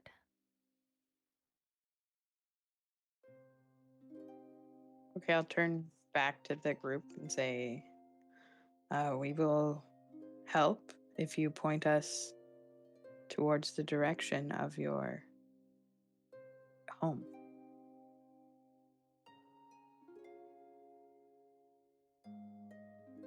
Son of a bitch, I didn't mean to do that. Sorry, 1 second. Just.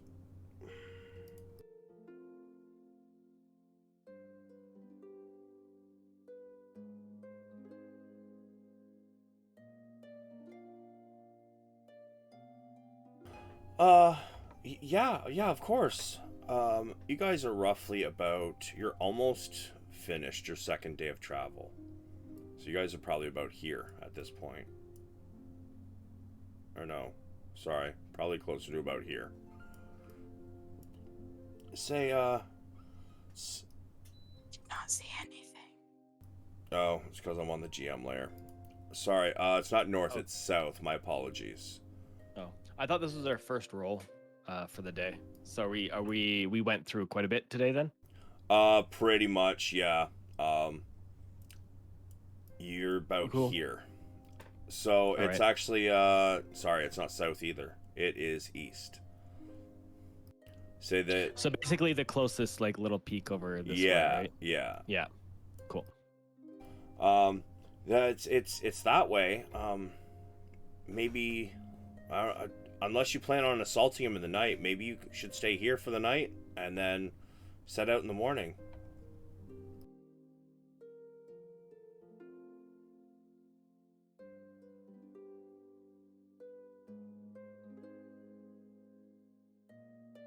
I'll look to you guys. It sounds like a grand gesture. It would be appreciated. We can head that way at first light. Excellent. Yes, much appreciative. We appreciate it so much. Yes, please come share our fires. And you guys sit down for a while at their fire. But I would like all of you. What are you guys doing actually while you're sitting at the fires? Trying to perfect this bear. Okay. So you can do another nose in the books, doing your carving. You can do me a D20 plus your dex for your wood carving. Ren and Zin, what are you guys doing? I just want to chat with the people and learn about their home and how they were forced out or whatever, because I'm feeling very sympathetic towards that issue. Okay. And Zin? Yeah, I'm a little more on guard because I've been so excited about the prospect of fighting giants, and I'm starting to realize that it's not far from where we are, so maybe I should be paying attention. Okay. So in that case, I would like Ren and Zin. Both of you can make me a perception check.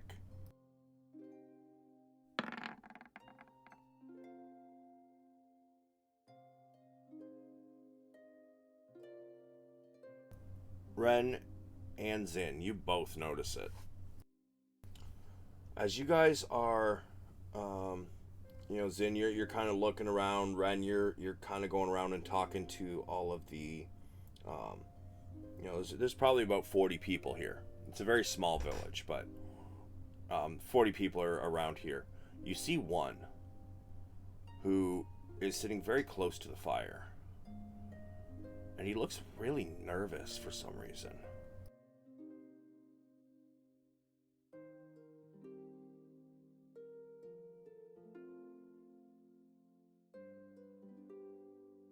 Okay, I'll approach him with my rounds and just be like, "Oh, are you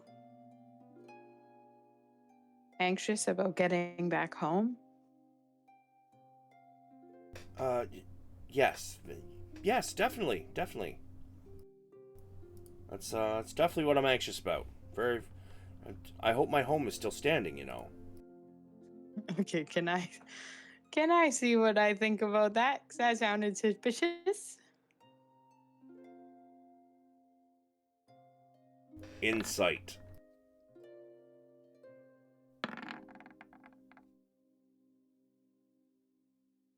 He's hiding something.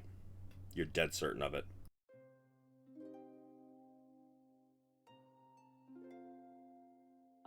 Why don't you tell me about what happened exactly? The giant came in, he chased us all out, and I mean, you know, we just got out with what we could.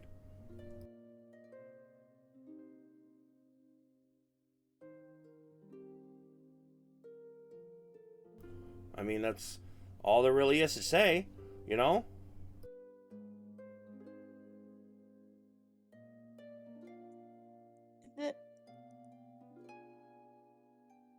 I feel like,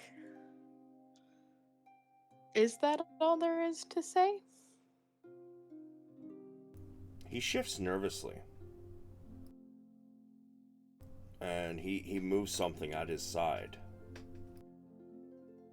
before bringing his hands back out in front of him and just kind of staring at the fire. Yep, definitely. I mean, it's definitely not anybody's fault. And, is it possible for me to catch Zin's eye? Like, how close is he? I mean, Zin did notice the nervous dude, so it's up to him how, you know, if he was keeping an eye on what's going on there. Zin, if you're looking, I just like want to shoot you a glance of like something's up, like just like a little like eyes between you and him or whatever, to like point you towards there being something fishy. Zin notices and he nods and makes a slight gesture with his finger in a circling motion. Would you? Okay, I'll just continue chatting with the guy to like hopefully just like keep him occupied, I think. Yeah. Is So, my understanding of what my role is going to be in this. yeah. So as Zin then starts to walk over and says, "Hey, Ren, who do you have with you right now? Who's keeping you great company?" Oh, this is just My name's Bill. Is Bill a kid or older? He's probably in his mid-20s. Very lithe. Bill was just explaining to me how it's definitely no one's fault that there is a giant in their town. I see. I mean, of course, it wouldn't be anyone's fault. Giants are strange creatures. But that must have been absolutely terrifying, Bill. It was. In fact, I'll tell you what. If you guys stick close to me and, you know, make sure no harm comes to me, help me get to Findalen, and I'll make it worth your while. Well, Bill, we came here to get rid of the giant problem for you. So once we do that, I mean, there should be no problem, unless, you know, you're looking for like hired bodyguards per se. I mean, I don't think I want to go back to that village. I haven't had a good time there. My life has kind of been in shambles since I moved there, you know? I just think fresh start is kind of needed. So you get me to Findelen, you know, ASAP, I'll make it worth your while. So you're suggesting we leave all of everyone else Yep. to fend for themselves? Yep.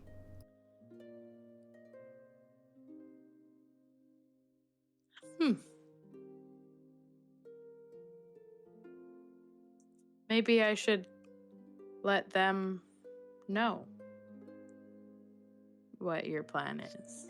I would prefer if For you them. didn't. I would really, really prefer if you didn't. Then I suggest you explain yourself a little better, Bill. Okay, fine. I look, and he reaches around underneath his cloak, and he's only wearing a kind of like a rope as a belt. And on this rope, hanging from it, he has a small bag.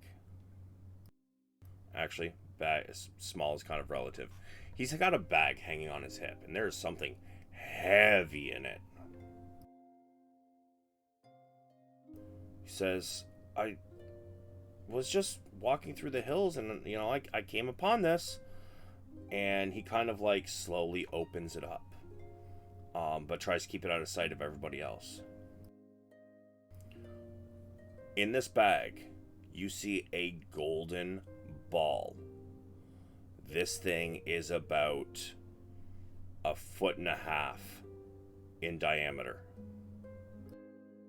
This is a massive, perfectly rounded ball of gold. And do I notice if there's any magic to it?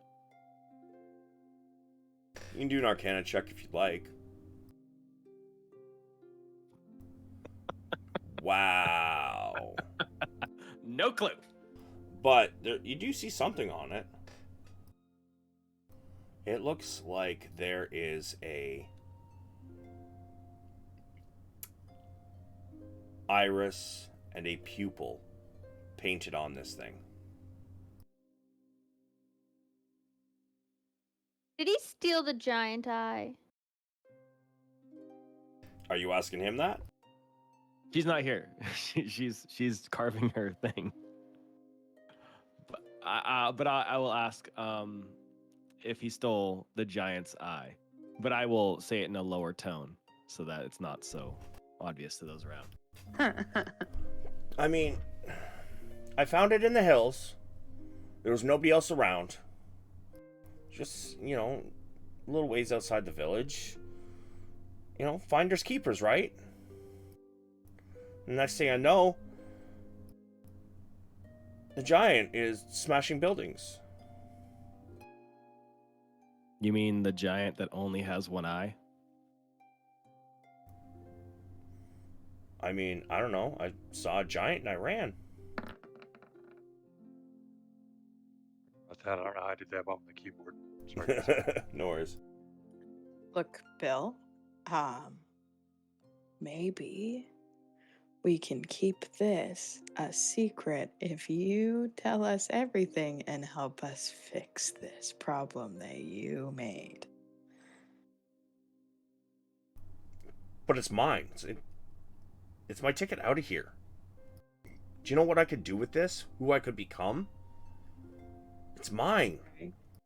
Or I could tell everyone what's over here. Keep it down. Keep it down. Keep it down. All right. What do you want? What do you want?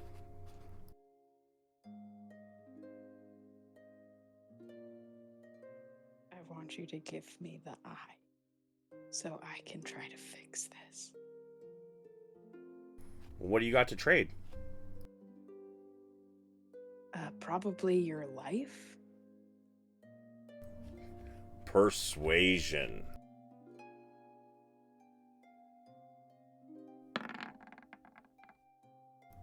Oh.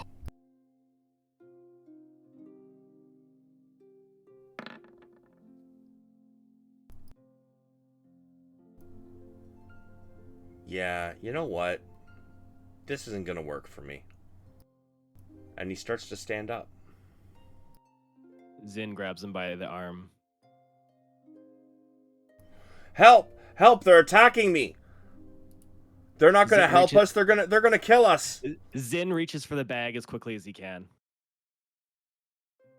Give me a sleight of hand.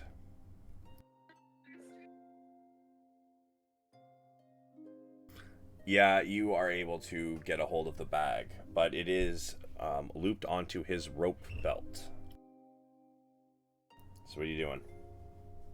I pull out my knife and ram my shoulder into his side as I try to cut the loop.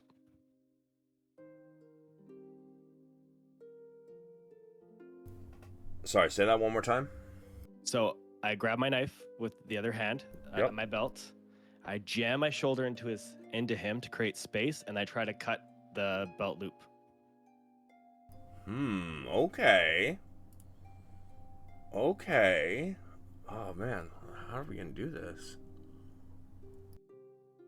I'm gonna say, Athletic.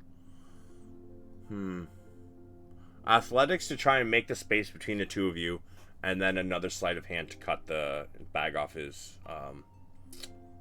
belt.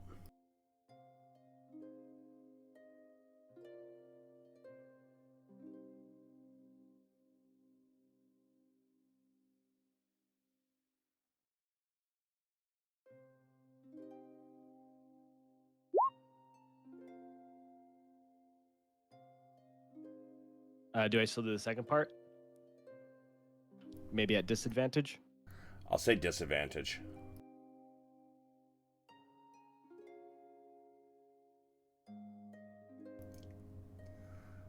Yeah, you nick the rope, but you don't cut it, and he begins to try to run away. Can I try to open the bag? Try to open the bag. Yeah, because it's just looped on. So like as he tries to run. Well, it's looped.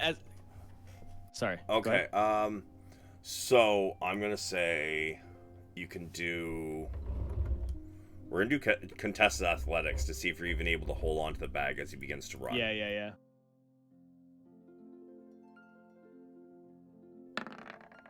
Oof! Better roll high, my guy. Damn. Okay. It's a nat Okay. Yeah, no, that it works. He goes to run and you hold on to the bag, and as he's trying to run, he's kind of running in place slightly, you know what I mean? Yeah. And then Ren, are you helping him with this at all at this point? Yeah, I feel like I want to try to help keep the guy here and just like yell to the people, say, we are not attacking you. We are here to help you. I want you to give me a persuasion at disadvantage.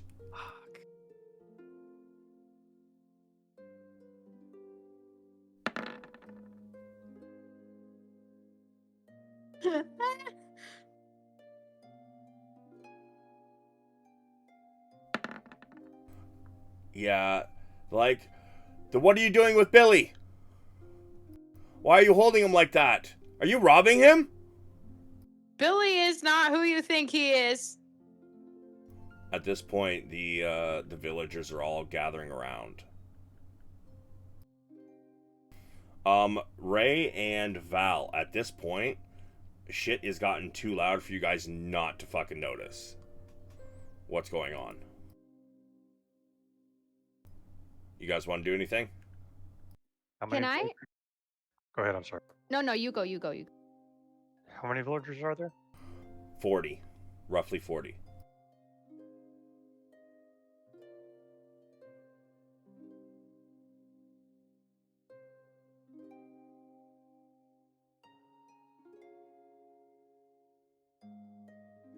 Yeah. Try and calm them and say, let's try and talk this out. let's be reasonable about this and find out what's going on before we all get too far down a path we don't want to go down. You do see a couple people put their hands on weapons and farming equipment like pitchforks and stuff, but nobody has really drawn as of yet. But the entire group of villagers are very wary. Billy, Billy, what are they talking about? I don't know. They're trying to take something from me. It's mine. It's mine.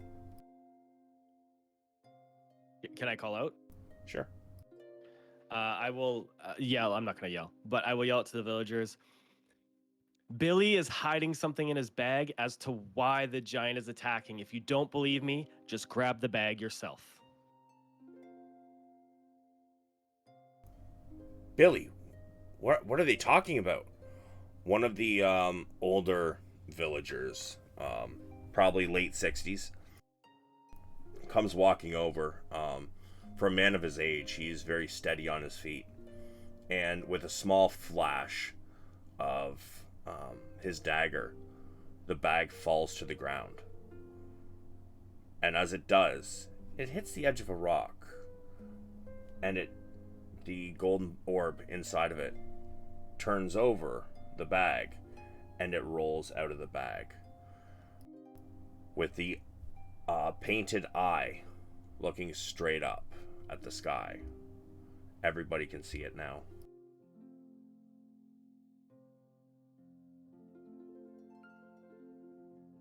See, it is as I said. It is the giant's eye.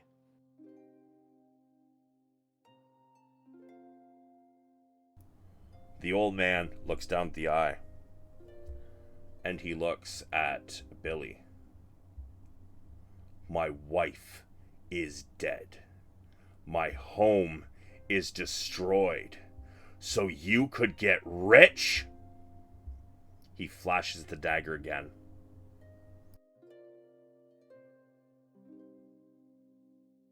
Blood begins pouring from Billy's throat, spilling quickly onto the ground. Some of it spurting onto the orb, laying on the ground. Can I jump to save Billy? Sure, if you want to try. Yeah, cure wound. Sure.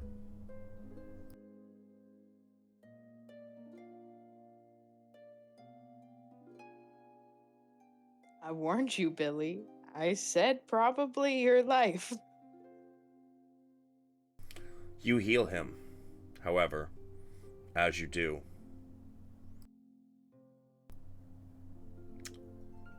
Val and Ray, you guys are still kind of in the back. I would like the two of you to make a perception check, please.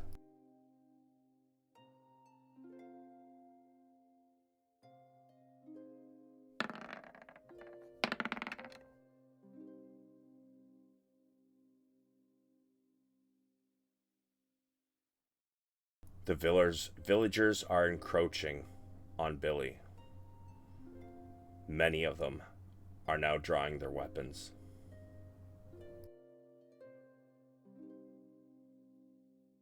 Can I use Entangled and scream, "Nobody's killing anybody today"? Post a spell for me.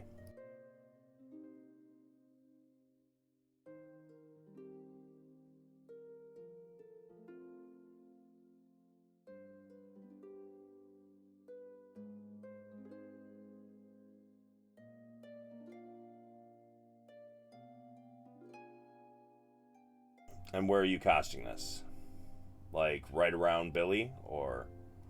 Yeah, like right around where Billy, Ren, and Zin are all standing. Sure. Just kind of like between them and the villagers. All right. I would like a strength saving throw by Ren, Zin.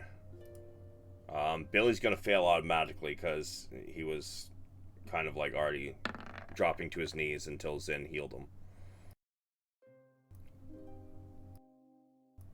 Whoops! I just did a normal one and not a saving. What is throw. your save modifier? It's 6, so it's another 2. So I got a So 10. 10. And Ray's spell save DC is 13. So, Ren, you are now restrained. Zin, you are not. Awesome. As for the villagers, they are pretty much all restrained. You hear a few of them yell, "Let us go! He needs to be served justice!" Blood for blood is not the way. Tell that to the 30 people dead or missing. Sorry, just to clarify, he's a young kid, right? Mid-20s. Zin will step in. Yes, 30 people may be dead, but adding one more death to the toll will not bring the 30 back to life. Give me a persuasion. At advantage.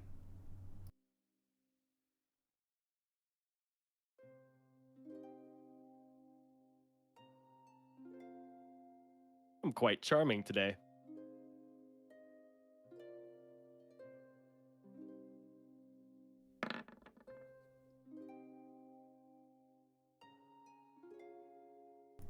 It seems to have worked for now. They're like, we'll see. He needs to fix this and then never be seen in our sight again.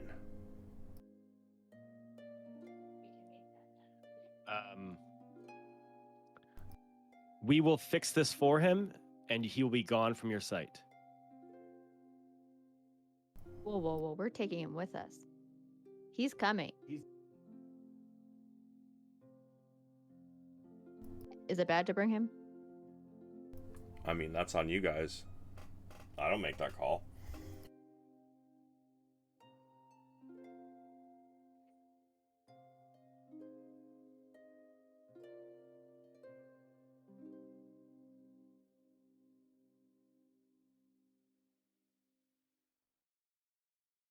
Do you release the villagers?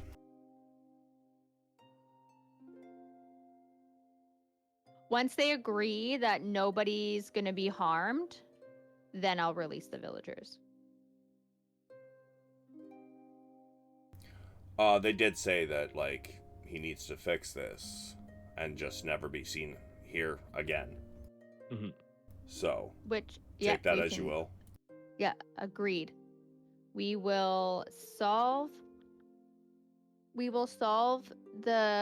fix the problem, and he will be banished.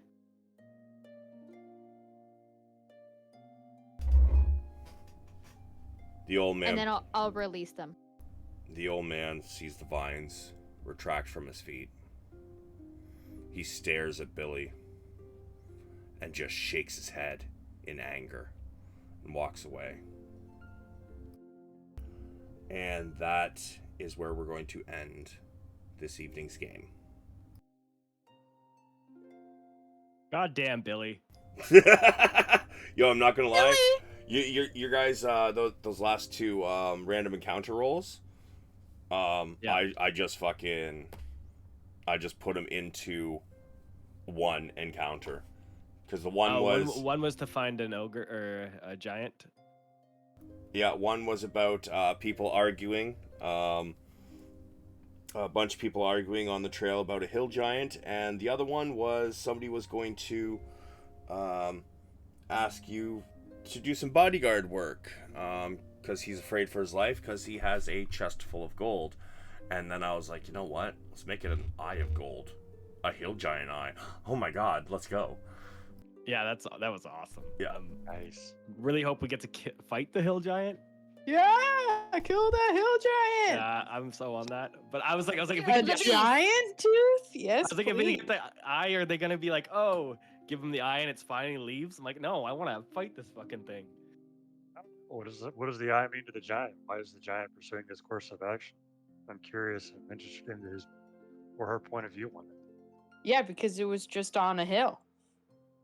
chilling. Eyeball. That scenario almost got really bad. Yeah, it really did. Billy almost died. Y'all are nice. I was gonna let Billy fend for himself. Yeah, I kind of expected that too, to be honest. I told Billy that he's like, oh, what are you giving me? Literally your life, Billy, you idiot. And that entangle spell was amazing. Yes. Yeah, that was well Fucking played. Restrained all the villagers. Ugh.